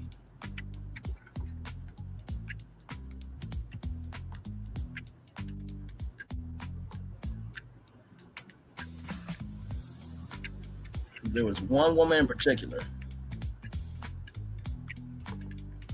Oh, yes, right here. So this woman right here dropped the bomb on Carlos King that I'm not returning to your damn show on his show. Said, fuck you, don't let the door hit you on the way out. And if you fall and slip and you can't get your ass up, fuck you and your existence, okay? All right, moving on. Listen. I'm just bringing facts, okay? By the way, it's quite interesting, this African American Film Critics Association Award for Best Ensemble Cast. When I remember that when Melody Cherie Rogers won the Queen Reality Television Award from the American Reality Television Awards, the other side, like Prosperity Thick Girl 40, who, once again, I don't get your existence. Like, if you don't like somebody, why do you keep talking about? Like, sincerely, do you not have your own personality? Can you not stand for something for yourself?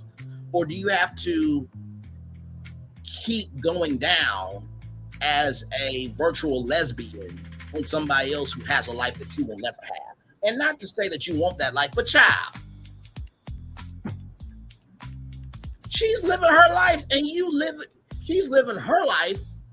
And your life is hers because you ain't got nothing going on for yourself, along with the other people who move in the hell hole, the rabbit hole, and the shit hole of covering her. Like, girl. Child, it is so interesting to me how some of y'all are going to cover the show again. After some of y'all said, well, I've been trying to get out the sector for over a year now, this, that, and the third, and now you're like, oh, the old so-and-so is back.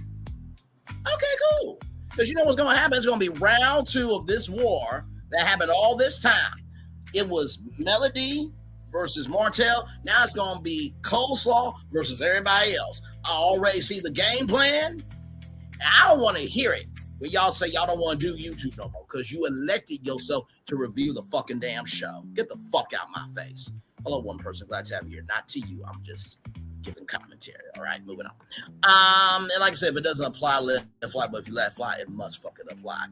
Years ago, Kandi Burruss and her family had a close relationship and business partnership with King. Not only did King work as a producer on Real Housewives of Atlanta for 9 seasons, but also worked as a co-creator and producer on several reality shows with Burruss's then husband Todd Tucker.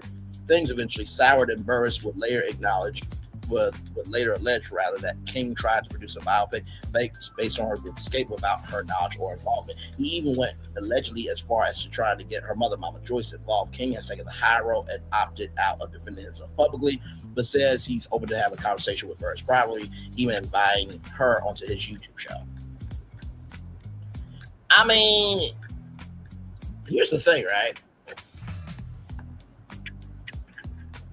You know what? Let's do this live. Let's do this live because I got time. We got time today, okay? Let's do this live because I'm not.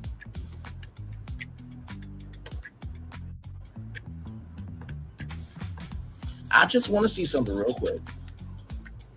Oh my God. Okay, you know what? We're going to do it. We're going to do it. So there's a recurring segment I have from time to time called Math Time. And we're going to do some Math Time right now. Since we want to talk about who is the king or queen or them of reality TV, let's do it, shall we?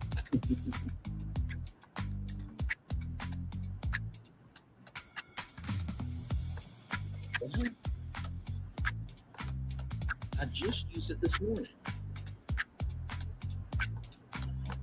Okay.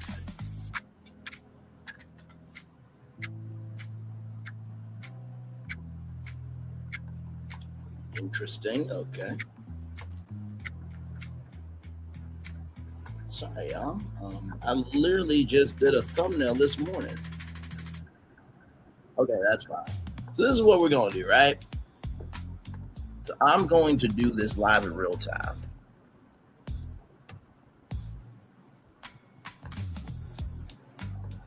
I really do not know why it's not letting me do this. Okay, so there's that there.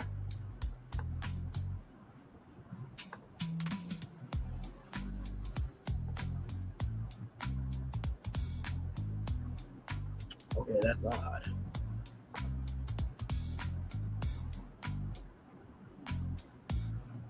Okay, so this is what we're gonna do. So that right there, along with.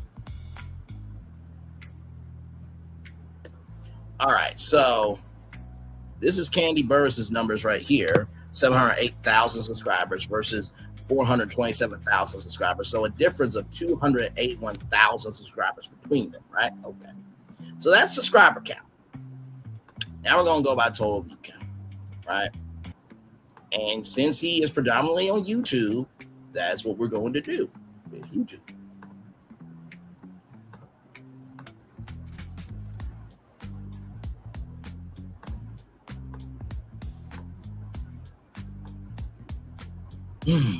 Because I'm just tired of just the bullshit. Like really, like no, we're not doing this. Okay. So here we go, y'all. Right here. Right here, right here, right here. So this is Kandi Burruss's numbers: 108,875,704 total views, minus 82 million, right? 120,567 total views. So for a grand total difference of 26,755,137 views. Kandi Burruss is bigger than Carlos King on YouTube. I'm gonna need y'all to cut the bullshit. Okay? All right. Moving on. Just that out there. Okay. All right. Let's continue on. Like I said, it would be better if you go on her show because she's the big platform, right? So just saying. Now this is Monique Samuels. Now she was on Housewives of Potomac for a long time. then went to Love and Marriage DC. And she did an interview that we reviewed here, and she said that Carlos King treated her worse than white people. Her words, not mine. Let's continue on. Former Love and Marriage DC star Monique Samuels said King begged to work with her after she left the Real Housewives of Potomac. After a few years, she claimed she finally gave it under the guise that she would be treated better within a King produced project. Samuels on the hallway. According to her, she was treated worse than she was treated during her time at Bravo. Samuels alleged that she was headed to look like the stereotypical angry black woman, while her then husband Chris Samuels was painted as a good black man with an ungrateful wife. She exited. She exited the show after one season and filed for divorce a year later. Samuels would later reveal in her memoir that her marriage was real with emotional, financial abuse, even turned physical at one point. Not to mention, let me bring up Winter. Shout out to Winter, who was from Love and Marriage DC. And when I was on a content creators channel, I asked Winter a very important question. I said, and I quote, did they have like pre-production meetings with like each of you to figure out like what's going on with your season, what's going on in your life and how it can relate to the season? And then did they sit down and, talk to the cast about, okay, this is what we want this season? And she said that was also too, I also meant to mention, was there weekly production meetings, right? At the end of the production week, you'll check in with the executive producer. Okay, how did this week go? And Winter said, that's a great question. That never happened. I don't have to make up anything to have a platform, ladies and gentlemen. Okay, I just give facts and receipts. All right, here we go. Sophia Soguchi Williams and Keisha Cohen, formerly of Bell Collective. Oh yes, I remember Sophia Soguchi Williams as well. That was so Gucci and Selena, they clashed for a while, but they're good. They're good now. I've also shared the grievances about working on a King produced show, claiming dramatic narratives push and plot centered on destroying their marriages were favored. Things got so bad that Cohen quit the show while being interviewed on King's podcast for Cohen. That was seemingly her payback. Now King hosts weekly podcasts on his YouTube channel, does live tours, and has landed some sought after interviews with reality stars, mostly Bravo. You see, he slowly made the transition from behind the camera to being actual talent. He's always said he wanted his own show, right? One of his favorite things for my viewers is that being a reality star is no easy feat, and something he would never personally do, as he doesn't care to share his personal life. Exploring others' highs and lows, however, he can manage. It also seems that he does enjoy the spotlight and desires some level of fame and public admiration, which contradicts what he has vowed not to do. At some point, Rogers will speak candidly about how all this feels. Until then, she has to watch the how she built being torn down again. Love her or hate her, you have to feel for her. The show she created has continued her absence, and now with the woman who contributed to the demise of her marriage and involved. Meanwhile, King has produced 2 spinoffs of LMH, one in Detroit and one in DC, without giving Rogers proper credit financial compensation. That's what the kids call nasty work. The entertainment industry is a business first. One can say King shouldn't be faulted for doing what's good for his business. The Kingdom Reign empire is expanding, said no one ever. Multiple shows across various networks also said with no one ever. But his personal relationships have seemingly suffered. Factual, along with his reputation for trustworthiness. Smactual, okay? Shout out to Brene Alexander. Very well done, good sister. I love the article. And told no lies. Told no lies whatsoever. Sincerely. Now, you see how technology wants to work now? Okay. So I'm going to still do math time real quick. Now that Canva has straightened this stuff out, I'm going to do math time real quick. Because what I don't like to do is just say anything, just to say anything, which I never do anyway. But I'm going to do that. Hang on.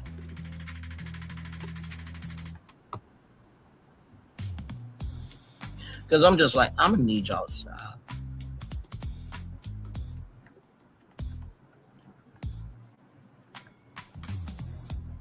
Okay.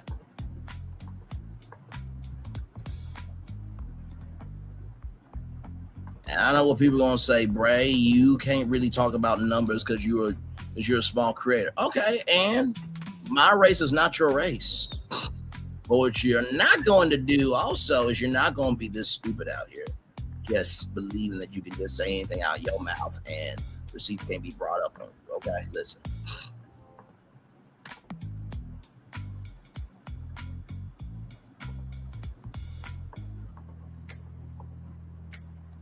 There we go. Oh, nope, I need those numbers there, yes.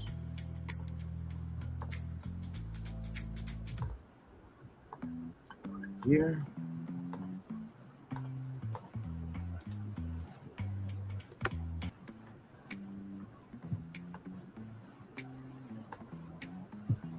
And by the way, like I was saying about the American Reality Television Awards, when Melody Cherie won Queen of Reality TV, the other side said that the show wasn't real. I'm like, y'all, it's been around for 15 damn years. Just because y'all never heard of it doesn't mean it's not real. Jersey Shore, Big Brother, Survivor, everybody in Hollywood knows about that organization. Oh my God, some of y'all are media illiterate, but really some of y'all are beyond that. Some of y'all were born actual dumbasses. Okay, all right, moving on. But it was interesting because for that same award show that year, Love and Marriage Huntsville was nominated for best, reoccurring cast. So it's interesting now how all of a sudden the cast and Carlos King want to care about awards. In addition to that, Carlos King couldn't make himself available to go to the American Reality Television Awards, but somehow he got to host the Real Screen Awards.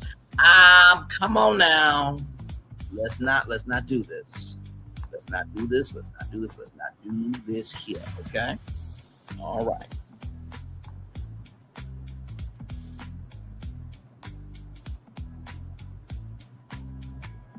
Give me one moment, y'all. Get it up.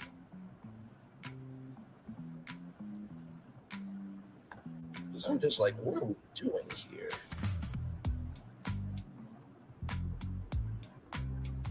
And like I said, if you don't believe me, you can take these same YouTube numbers, right? And you can do your own math on it. I ain't got to prove ish to nobody. I really don't. But receipts are important, everybody.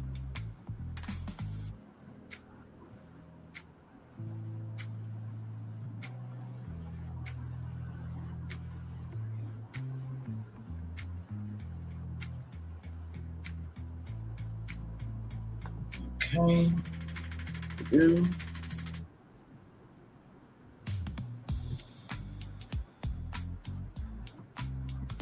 All right, here. Now let me download this page here.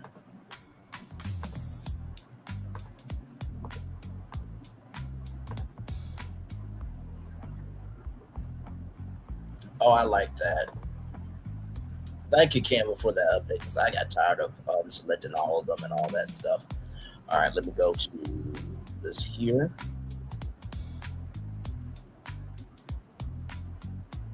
Don't worry, we still have more to it. I just want y'all to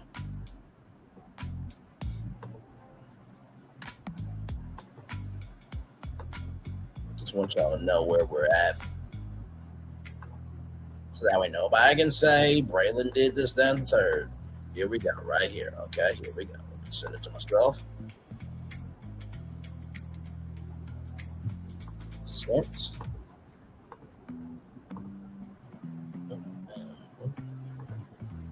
All right, here we go. Here are the numbers. I ain't gotta lie. I don't have to lie on anybody in order to have a platform. Those are Candy Burris versus YouTube numbers. Those are Carlos King's numbers. Cut the bullshit with me. Okay? Good damn. I cannot.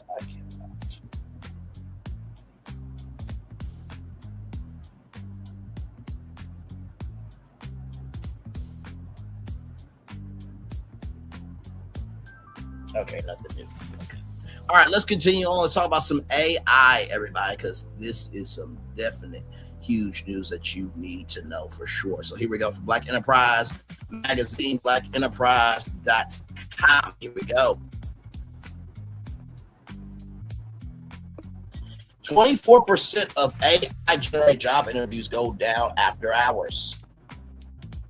24% of AI-generated interviews go down after hours. 24% of AI job AI-generated job interviews go down after hours. The shift highlights one potential advantage of automated interviews flexibility. Artificial intelligence is changing when and how Americans interview for jobs, with a growing number of candidates completing automated reviews late at night instead of traditional business hours, Wired reports. About 24% of all AI interviews conducted through recurring software company Ribbon take place between 10 p.m. and 2 a.m. local time, according to company data. The figure rises to 35% among Ribbon's manufacturing clients. More than 500 companies use the service. Hiring platform Greenhouse is seeing a similar pattern. The company told Wire that roughly 15 to 20% of candidates using its voice agent to schedule interviews at night. My lord, the shift highlights one potential advantage of online interviews flexibility. Parents, hourly employees, shift workers, and people who cannot leave their current jobs during the day can interview when their schedules allow. This is generally a new option for people. Ribbon co-founder Arsham Garali told the outlet, knowing that some applicants have limited opportunities to interview during conventional work hours, but job seekers remain wary of AI's growing role in hiring. Greenhouse 2026 candidate AI interview report, which surveyed 2,950 active job seekers, found 63% have been interviewed by AI agent. 38% of U.S. candidates said they have withdrawn from a hiring process because it included an AI interview, while another 12 said they would withdraw if one was required. Transparency remains a major concern. Greenhouse found 70% of U.S. candidates were not clearly told before their interview that AI will be evaluating them. Another 30% want confirmation that a person will review AI generate results before employment decisions were made. Research suggests automated interviews could also help some candidates advance. A 2026 field experiment by researchers Ryan Jabarian and Luca Hinkle randomly assigned 70,000 job applicants to interviews conducted by either human recruiters or AI voice agents, according to Wired. Applicants interviewed by AI were 12% more likely to receive job offers. Human recruiters evaluate interviews and made the hiring decisions in both groups. The findings come as employers increasingly turn to AI to screen large applicant pools, while automated interviews can give workers greater control over when they interview. Candidate resistance suggests employers also face pressure to clearly explain how the technology is being used and where humans remain involved in hiring decisions. And this is what I have to say about that, right? When you think about, trying to have a career, right? A career is a face-to-face business, right? No, I'm sorry, how do I put it? Business is a face-to-face entity, right? Sonic, last time I checked, you can order virtually on DoorDash and Uber Eats and other places, but that's not the same as going to the Sonic drive-in, pressing that red button, saying, hello, can I get a Route 44 blue coconut slush, 3 chicken strip sandwiches, just the meat and bread, and then let me do 2 things of large mozzarella stick, please. There's nothing like that, right? So that human connection is very important. But also, too, as I told you guys, there is a lawsuit involving Workday and its hiring process that it is alienating people by, race and disabilities, right? Because there's been times where I've gotten an automatic response from Microsoft. I can't tell you how many times I got an automatic response of no. And it's just like, okay, did y'all review or did AI review it, right? So just be aware, right? And there are people out here with real experience. Y'all just have to give them a shot, okay? Moving on, everybody, from Black Enterprise Magazine, BlackEnterprise.com. Once again, we want to talk about Nolan Wells, everybody, and here we go. Nolan Wells' family speaks to the National Association of Black Journalists in Atlanta. The family is demanding a full federal investigation. The family of 18-year-old Nolan Wells, let me just see if there's anything new with him right now.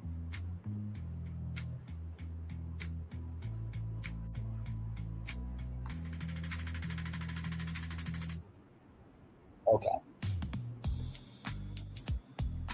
Gotcha. Okay, so nothing. Ooh, okay, I will definitely bring this into the studio.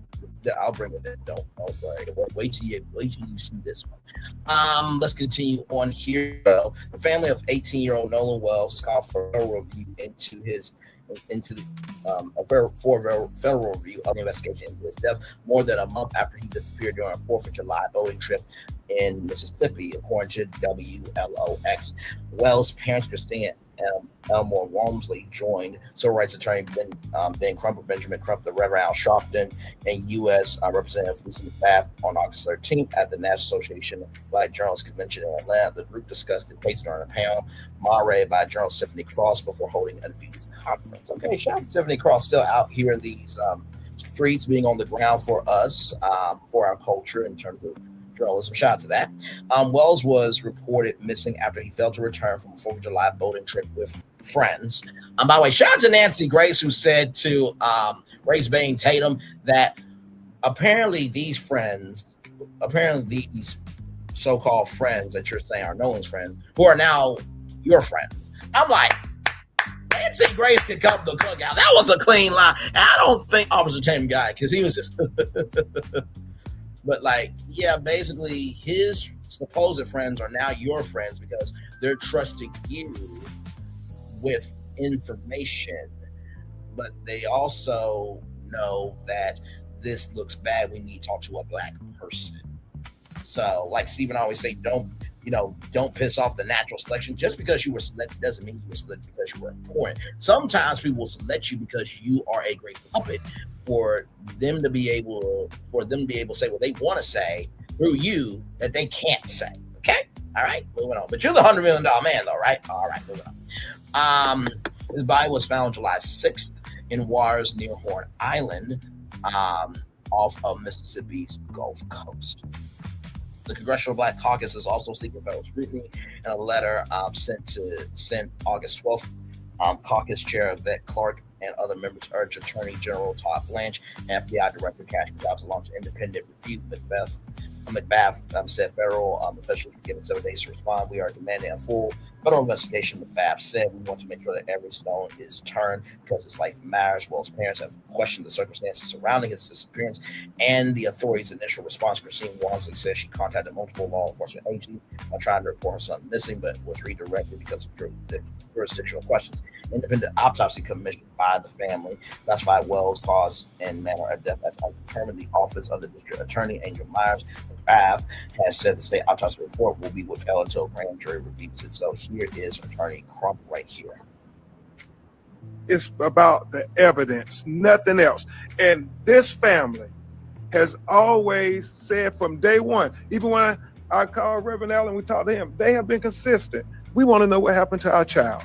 Everything else is just, it's just clickbait and everything. It's about what happened to our child. Black press, NABJ, we need you now more than ever to keep everybody focused.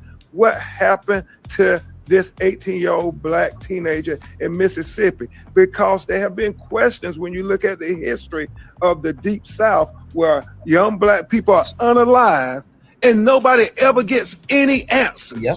Well, we want Nolan Wells not to be like many others that came before him. And that is why, as I said earlier, August 28th, the anniversary of Dr. King's March, Martin III and I called, we were doing a huge march in Washington, Lincoln Memorial. This will be highlighted in other cases because these things keep happening, and to protect the right to vote.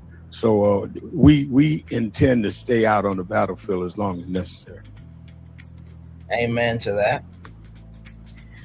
Crump's team, yes, right here, sorry. Nolan Wells' family has said from the start they want to know what happened to their son. We intend to help them get those answers by amplifying the cultural transparency. On August 28th, the anniversary of Dr. King's March on Washington, we will march again at the Lincoln Memorial. His story will not be buried. And light, love, and prayers up to everybody who's going to that, because we still have a racist, biggest, sexist, rapist, and everything between ist in the White House and his administration and his supporters until 2028. So I'm praying for everybody, sending love and light to everybody going to that memorial on August 28th. Crump's team and the district attorney's office have also discussed jointly examining Will's phone attorney Liz Park said the family forensic team is one of prosecutors to establish a time and location for examination. The Jackson County Sheriff's Office told the outlet the investigation remains open and ongoing. Crump's team is conducting a separate investigation. We want truth. We want transparency, Crump said. Sharpton said the family will accept the findings of the investigation and provides clear answers. If the truth comes out and it's clear, then we will accept the truth, Sharpton said. That's all we're asking. Wells will turn 19 on August 19th. Oh, my God. Wow. The family plans to hold a national prayer rally at the St. Great Savior John AME Church in Biloxi, Mississippi. We just want the truth. Elmo Warmson said, we just want to know what any other parent would want to know. And this is the thing, too, right? Because people keep saying, the FBI needs to get involved. This is 47's FBI. I don't know if y'all know what fucking world we live in today, but this is 47's FBI. Hello, and hell to the low, okay? Just keeping it a buck. All right, so, and like I said, at the beginning, middle, end of the day, thank God Kun TV ain't on the case, because he flip-flops back and forth by saying, I don't think those white boys did. But yet, everybody on Horn Island is a witness, which means everybody can be a suspect, you dumb piece of shit. Just saying. And somebody saying everybody is a suspect should not cause a lawsuit to come upon you. Innocent until proven guilty, right? So everybody's innocent until proven guilty, but also everybody's a suspect. Hello, what we doing here? Child, please. Now, with that being said, I just saw this pop up as I typed in, Nolan Wells. Just saw this pop up. From Mediaite. Here we go. Okay, now this is a very big swing. Okay, here we go. Ex-ABC anchor trashes network over handling Nolan Wells story complicit in upholding white supremacy. All right, so yeah, that's what she's saying, upholding white supremacy. Okay, so here we go, y'all. Former ABC anchor Jamie Norman had harsh criticism for her own network in the way it covered the mysterious death of Nolan Wells. In late July, Norman posted a series of videos on YouTube called Nolan Wells coverage through a media literacy lens. The second video, posted on July 28th, took a closer look at Michael Strahan's Good Morning America interview with Wells' parents. Wells, 18, was found dead after disappearing during a 4th of July boating trip with friends to Horn Island off of the Mississippi coast. The only member of his group who didn't return from the boat excursion, even though his cell phone did. Give me one moment, everybody. I just want to check something real quick here.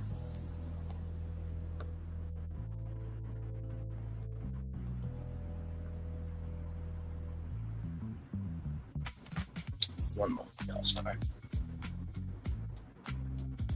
Okay. All right. Okay. We're okay. Let's keep going here. Okay.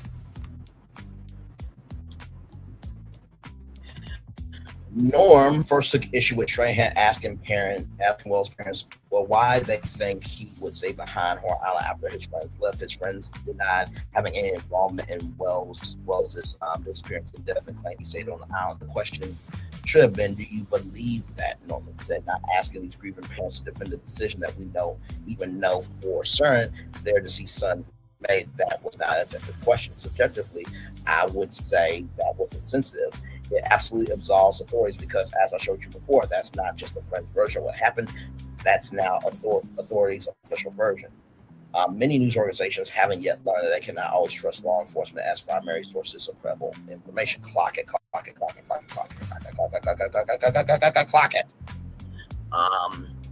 And that's what plays into racial divisions. Norman then accused ABC of ignoring the historical context of Mississippi, knowing the state has the most recorded lynchings in history. According to his parents, they say he had messages that appeared to be believed. Norman continued to bite and wash up with the tide on Sunday. They didn't find it until Monday. It's being immediately ruled out as accidental drowning.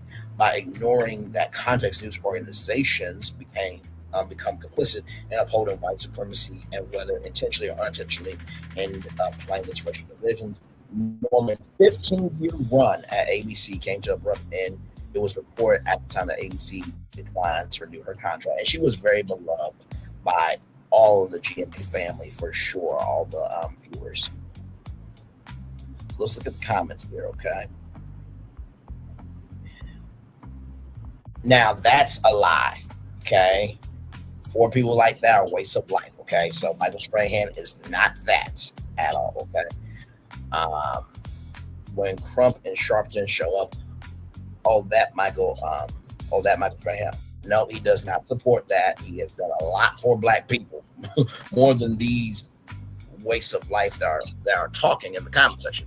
Should history drive from media conclusion, or should the facts?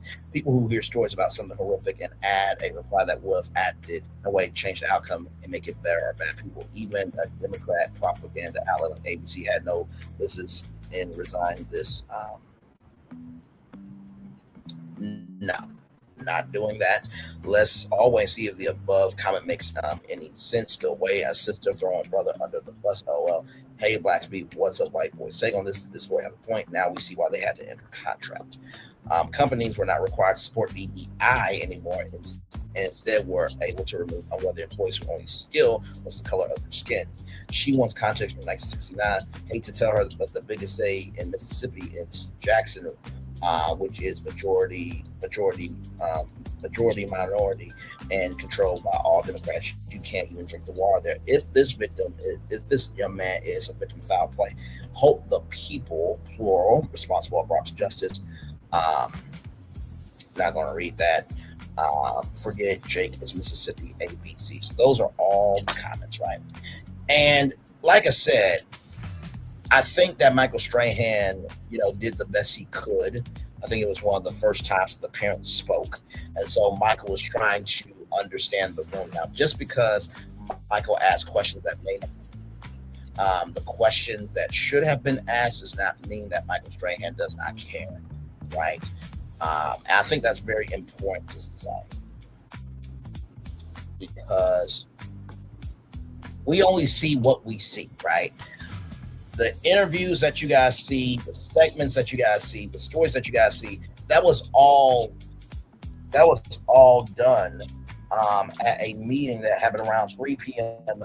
yesterday, right? Then overnight, they refined the rundown all the way up to 6:59 a.m., okay? So I just wanted to say that Michael Strahan does support Black people. And Robin, you're from Louisiana, so you know the both. So come on now, you know the racist history of Mississippi, okay? And here's the thing: news organizations do not have to make themselves Black-owned. They do not, but they do need to understand the context, conjecture, and connection of the history of any space that they are talking about. Because if you don't understand the history, then you can erase the weight of a news story. So here we go with this here. Media Literacy 101. Let's look at Nolan's parents' first interview. In this, that Nolan traveled to Horn Island with, they say that he stayed behind voluntarily. Why would he stay behind? That we cannot answer. Ask Michael because he had it right the first time. The question should have been, do you believe that? Not asking these grieving parents to defend a decision that we don't even know for certain their deceased son made. That was not an objective question. Subjectively, I would say that it was insensitive. It also absolves authorities because, as I showed you before, that's not just the friend's version of what happened. That's now authorities' official version. I can't fathom why he would. I don't know why he would.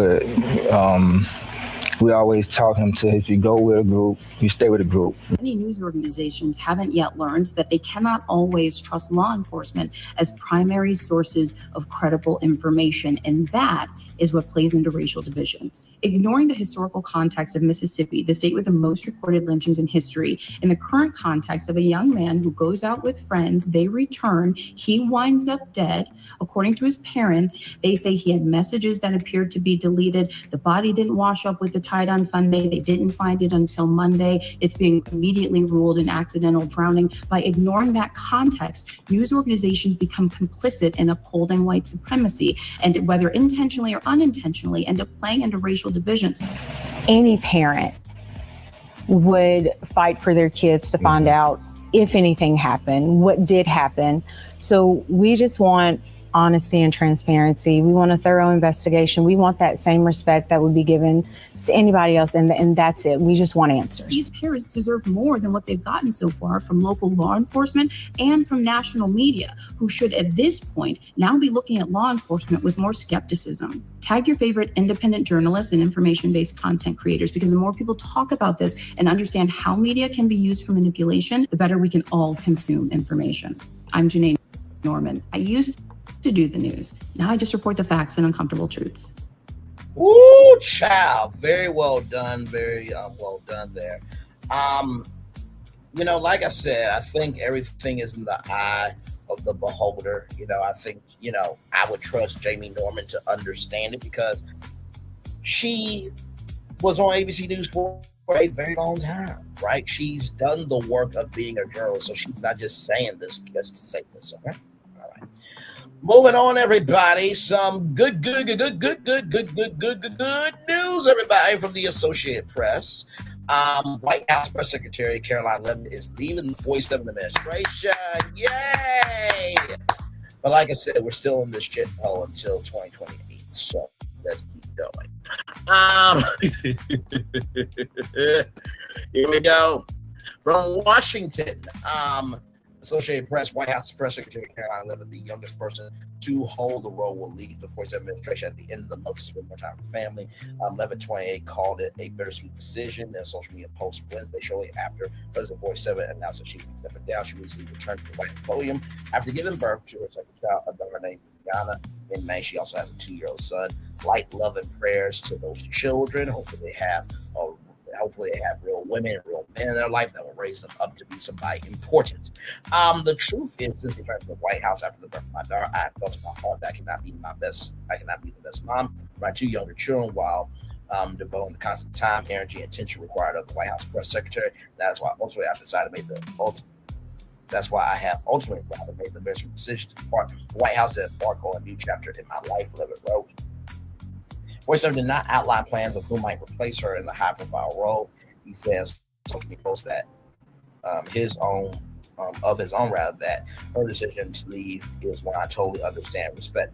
Wow, he totally understands and respects a woman's decision. Wow, what a shocking concept. And indicates she will continue to play a role in his appointment.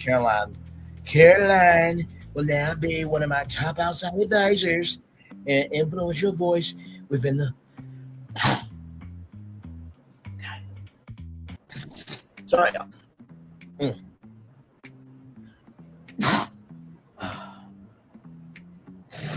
Those sneezes get harder when you get older.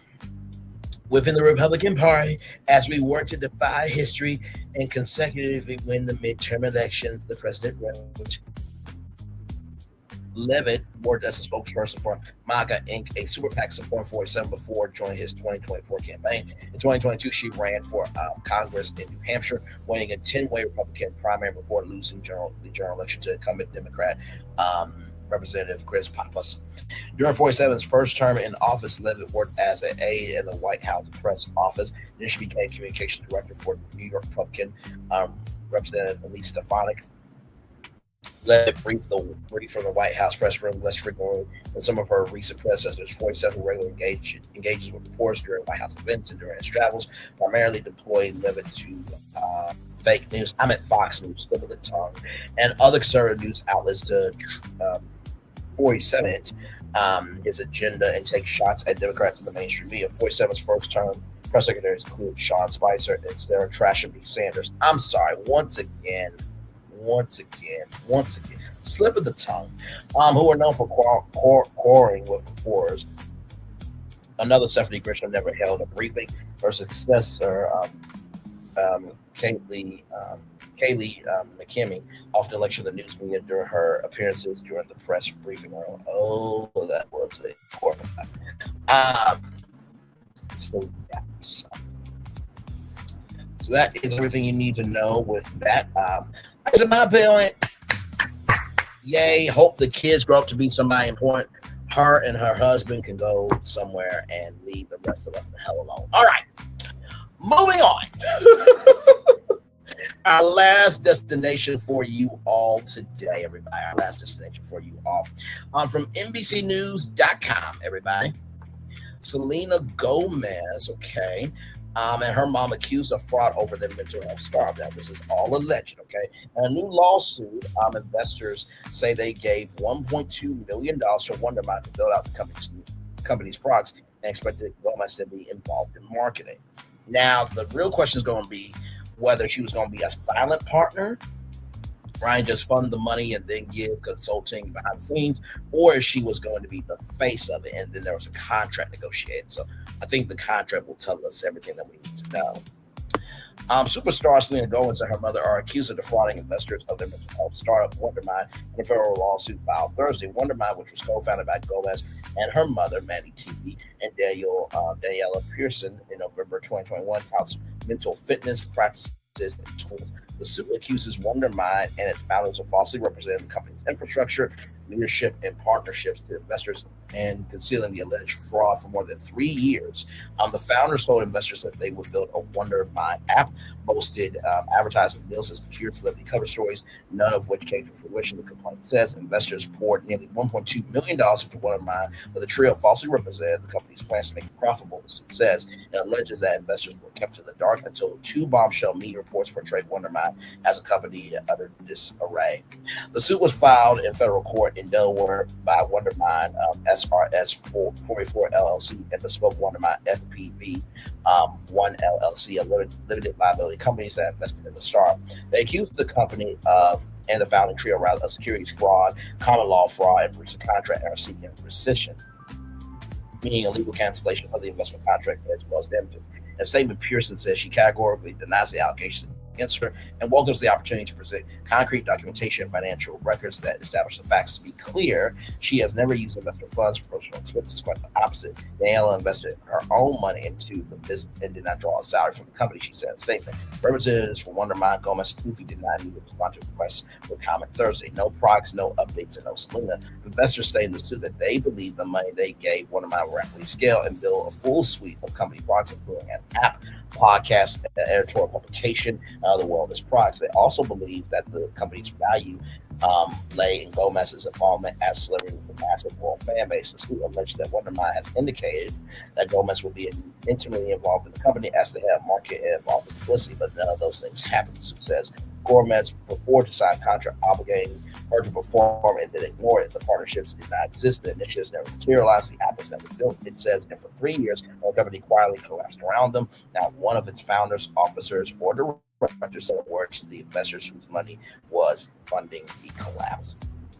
The investors also alleged that the defendants did not provide timely updates about the status of their investments and the company's operations unless they were pressed. In the limited updates, rather, they did provide. They both firmly misrepresented the status of the company's operations and concealed material information about ongoing issues of the company, the complaint says. Media articles allege a company in disarray. Investors were kept in the dark. The suit alleges for more than 3 years. Then a August 2025 article focused on Pearson with the headline, Smoke and Mirrors, How This Entrepreneur Exaggerated and Self-Promoted Her Way into Turmoil.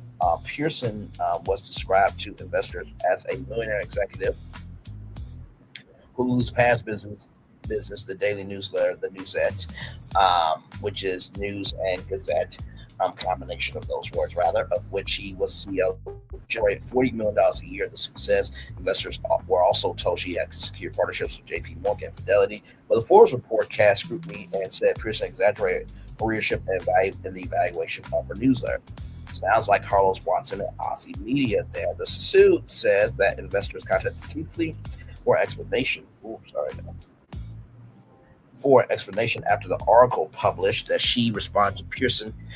That Pearson rather had allegedly misappropriated investor funds, including the plaintiff's funds, to fund her lavish lifestyle, including her $60,000 monthly rent for a New York City apartment and monthly expenses before she was ousted from the company in January 2023. Yet Tiffy had never informed investors about the alleged misappropriated funds before the article was published. The suit says an article in The Cut published September 3rd titled "What Happened at Wondermind" based on interviews with current and former employees. Alleged the company was falling apart. The accounts in The Cut article collectively showed that from the outset, Wondermind had no plan for its future, much less a plan for achieving a multi-billion-dollar valuation. It says that article alleged that Tiffany. Oh, it's just a McDonald's thing. Okay, give me a moment, y'all. One moment. Thank you so much. All right, there we go. That article alleged that Tiffany had a long-running substance abuse problem that impeded her capacity to help the company. That Gomez sought to distance herself from Wondermind based on long-running family disputes with Tiffany, and that Pearson had been long out from the company based on a dispute with Tiffany. The suit says.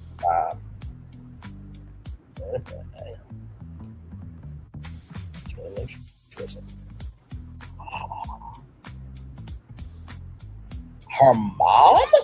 Oh my God, child. Oh my God. Okay. Wow. Hang on a second. Oh my God. Okay. Based on long-running family dispute with Tiffany, and that Pearson had been ousted from the company based on a dispute with Tiffany TV. The suit says the suit claims proved that the company was in a state of financial calamity and there was no legitimate enterprise in the works. 2 months later, in November, investors sent the defendants a notice of rescission, demanding the return of their funds. They say in their suit, the defense did not respond in substance to the notice. The suit says, but continued to lure and mislead the plaintiffs. After the notice of rescission was sent, TV allegedly contacted Bespoke's representative suggesting that investors should not file a suit claiming the company had an escrow account to return the investments. This week's lawsuit says when Andrew Risnick, part of Bespoke, followed up for details of the account and the return of funds, Tiffany disappeared. Says in short, there was no escrow account, or plan to return the plaintiff's investments. The complaint says. Misleading updates. The suit details several allegations of investors being given updates that end up being misleading or false. In June of 2022, it said Pearson told the plaintiffs that Wondermind had grown to more than 150,000 subscribers in 1 month, and she had met with executives at other companies regarding large advertising deals, and she anticipated closing with at least $5 million in ad revenue this year. She also said the company had interest or confirmation for cover story features for major celebrities, including Camila Cabello, Tim Cook, Elton John, Drake, Megan Thee Stallion, and more. The complaint says she said the company was starting to build its online editorial experience and ambassador referral program. The complaint says she alleged to have touted that the company had a potential future value of more than $4 billion. That led investors to believe the company had the foundation to operationalize.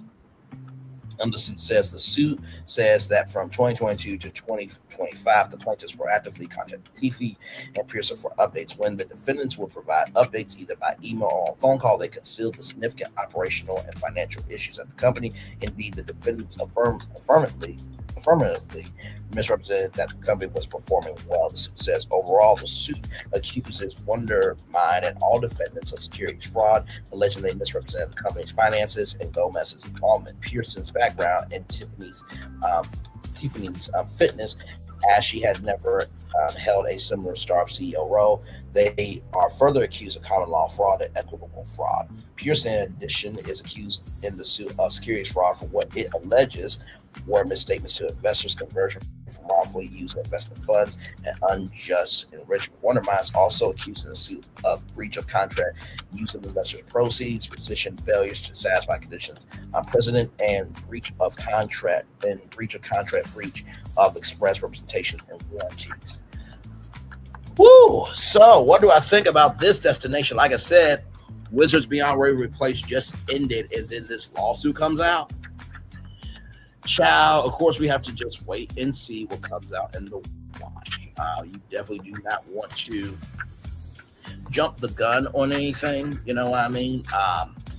And, like I said, Selena Gomez, she's usually not really in too much controversy. There was that one time where her friend Jessica Rivera from The Secret Life of American Teenager gave a kidney and did not thank, and Selena Gomez did not thank her in her post on Instagram, I believe. So there is that. So yeah, so that's pretty much the show.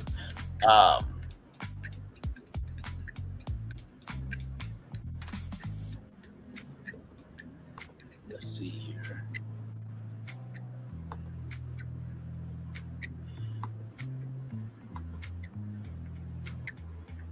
Now here is some news here that we do the positive news story of the day. Sometimes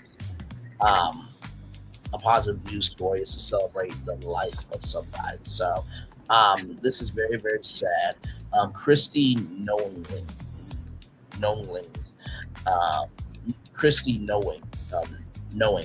rather, but loved Nickelodeon All That Star, passed away at the age of 46 years old. My name is Gina, and my name is Jessica. And welcome to Whatever with Gina and Jessica. Okay. Today on Whatever, we're gonna have a totally awesome party. Yeah, it's gonna be super fabulous. Yeah. But the first thing you need to host a really awesome party as a theme. My name is Gina. So here is the news right here. According to TMZ, Knowings died at 46 years old. 46, y'all. After suffering an asthma attack that caused brain damage, a family member told the outlet she was hospitalized and placed on life support before her family made the decision to remove it Tuesday. She passed away later that night at Los Angeles area hospital. Knowings joined Nickelodeon's sketch comedy series in 1997 and spent 3 seasons playing several roles, including Penny Lane and Jessica in the recurring sketch Whatever. Alongside sketches alongside Amanda Bynes, she later appeared on Sesame Street with her twin brother, Chris Knowings. For many viewers, Knowings remains a defining era of Nickelodeon comedy and representation that still matters and that still powerfully resonates today. Prayers to her loved ones during this difficult time. Shout out to the Jasmine brand. Right here says, I think this comment says it all. So sad. People think asthma is a serious illness, but obviously it is. I've heard people pass away due to asthma. Rest in peace. Absolutely. And also too, y'all, just because people are not outside like we think they should be outside, which have you seen the world today? Some people like peace, tranquility, and being in their right framework for them to live as a human being, right? So, much love to the Knowings family, friends, and to everybody. Also to Nickelodeon, to the many cast members of all that. Okay, so yes, indeed. And finally, here's a positive news story to let us all know at least our lives are not this bad, y'all.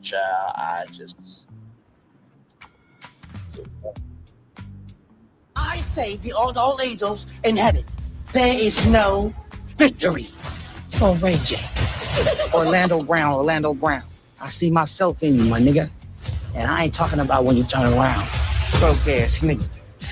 They call it po ass nigga. With a wiggle apart like a motherfucking pig, nigga. Can split open the gate. Ho ass nigga. I'm a ho ass nigga. Strike the fuck up. Pussy niggas get fucked. You a bitch, nigga. You want smoke?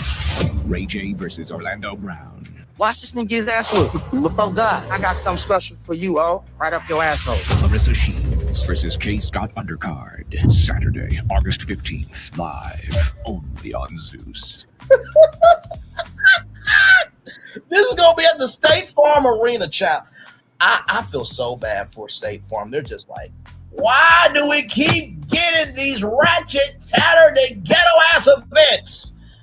Child, that's the show. Y'all, a little bit later on tonight at 10 o'clock, BFP Imagineer, I got to talk to them and see how we're going to do it. But a little bit later on tonight, we will be here live at 10 o'clock for the movies and TV D23 breakdown live. So we'll talk a little bit later on tonight. But one love, much love, all love.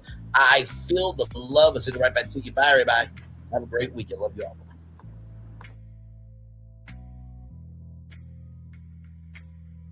I thought I should tell you, they've been talking about you.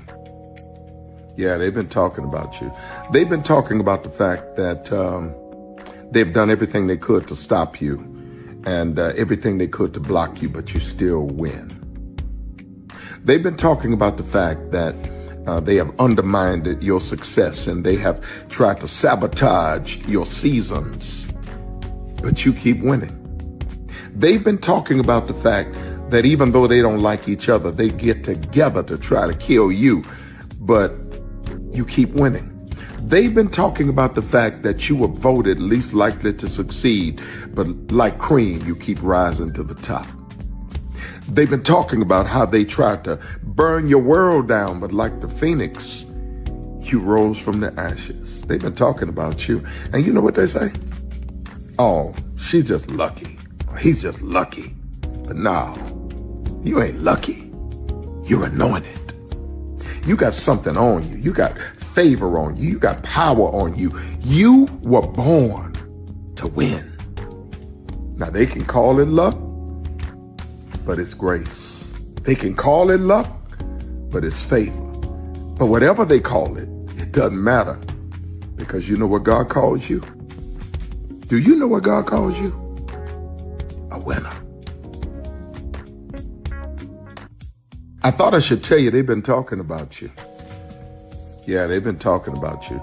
They've been talking about the fact that they've done everything they could to stop you and everything they could to block you, but you still win. They've been talking about the fact that they have undermined your success and they have tried to sabotage your seasons, but you keep winning. They've been talking about the fact that even though they don't like each other, they get together to try to kill you, but you keep winning. They've been talking about the fact that you were voted least likely to succeed, but like cream, you keep rising to the top. They've been talking about how they tried to burn your world down, but like the phoenix, you rose from the ashes. They've been talking about you. And you know what they say? Oh, she's just lucky. He's just lucky. But no, you ain't lucky. You're anointed. You got something on you. You got favor on you. You got power on you. You were born to win. Now they can call it luck, but it's grace. They can call it luck, but it's favor. But whatever they call it, it doesn't matter, because you know what God calls you? Do you know what God calls you? A winner. I thought I should tell you, they've been talking about you. Yeah, they've been talking about you. They've been talking about the fact that they've done everything they could to stop you and everything they could to block you, but you still win. They've been talking about the fact that they have undermined your success and they have tried to sabotage your seasons, but you keep winning. They've been talking about the fact that even though they don't like each other, they get together to try to kill you, but you keep winning. They've been talking about the fact that you were voted least likely to succeed, but like cream, you keep rising to the top. They've been talking about how they tried to burn your world down, but like the phoenix, you rose from the ashes. They've been talking about you. And you know what they say? Oh, she's just lucky. He's just lucky. But no, you ain't lucky. You're anointed. You got something on you. You got favor on you. You got power on you. You were born to win. Now they can call it luck, but it's grace. They can call it luck, but it's favor. But whatever they call it, it doesn't matter, because you know what God calls you? Do you know what God calls you? A winner.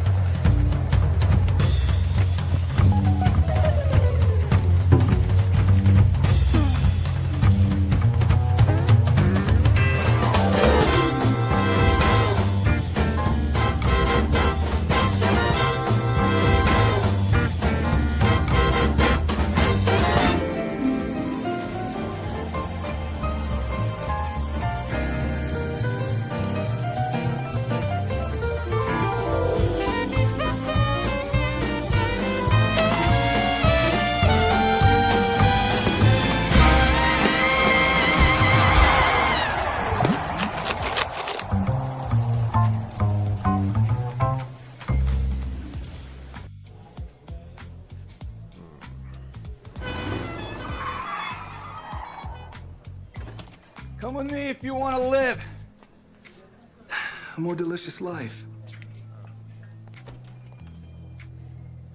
Oh, maybe we should get in the van. In this world, we don't get to control much. The past, male pattern baldness. Leggies. Got one right now. The urge to puff that bubble wrap. But there is one thing we do get to choose every single day. What we eat. Welcome to the Sonic Department of Research and Deliciousness. We have everything you want, didn't know you wanted, and some things you didn't know were possible. Because we believe if you're not having fun, you're not living free. So come on, let's live a little. Hey, good morning, America.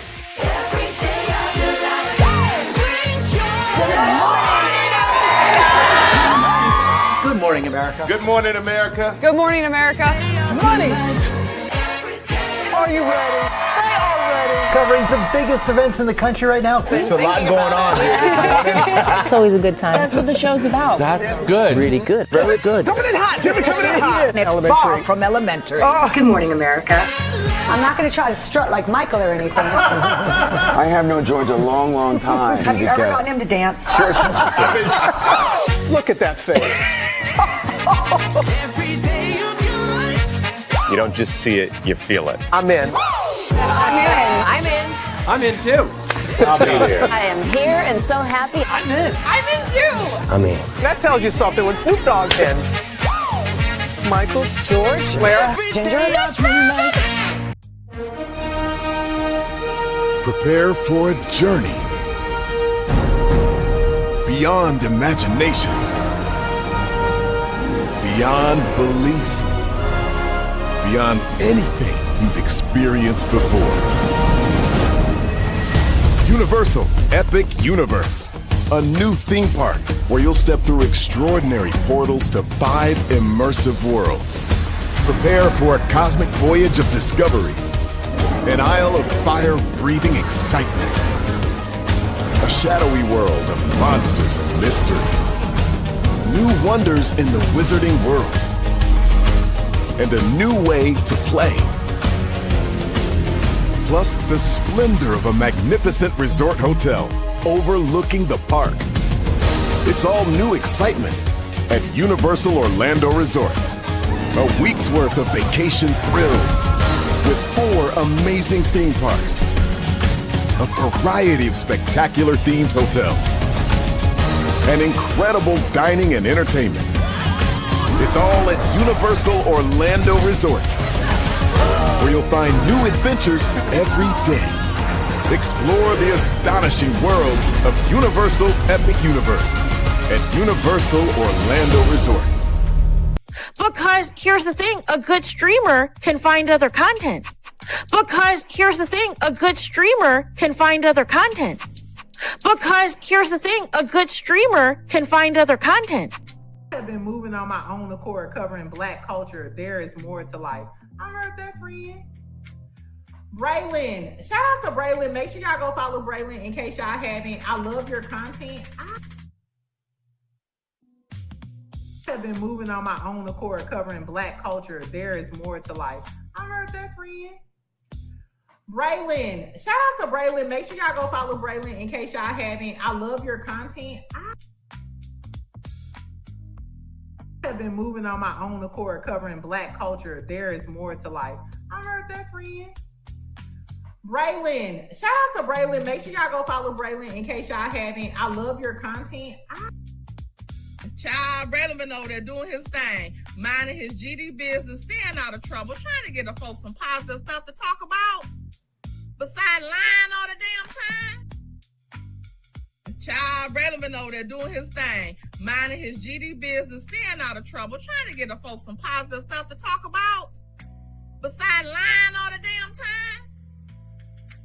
Child, Braylon been over there doing his thing, minding his GD business, staying out of trouble, trying to get the folks some positive stuff to talk about.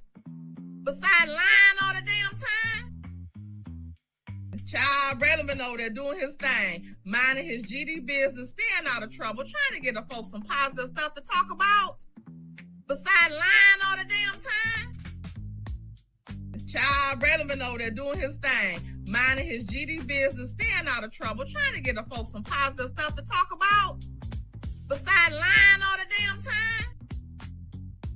Child Bradley over there doing his thing, minding his GD business, staying out of trouble, trying to get the folks some positive stuff to talk about. Besides lying all the damn time.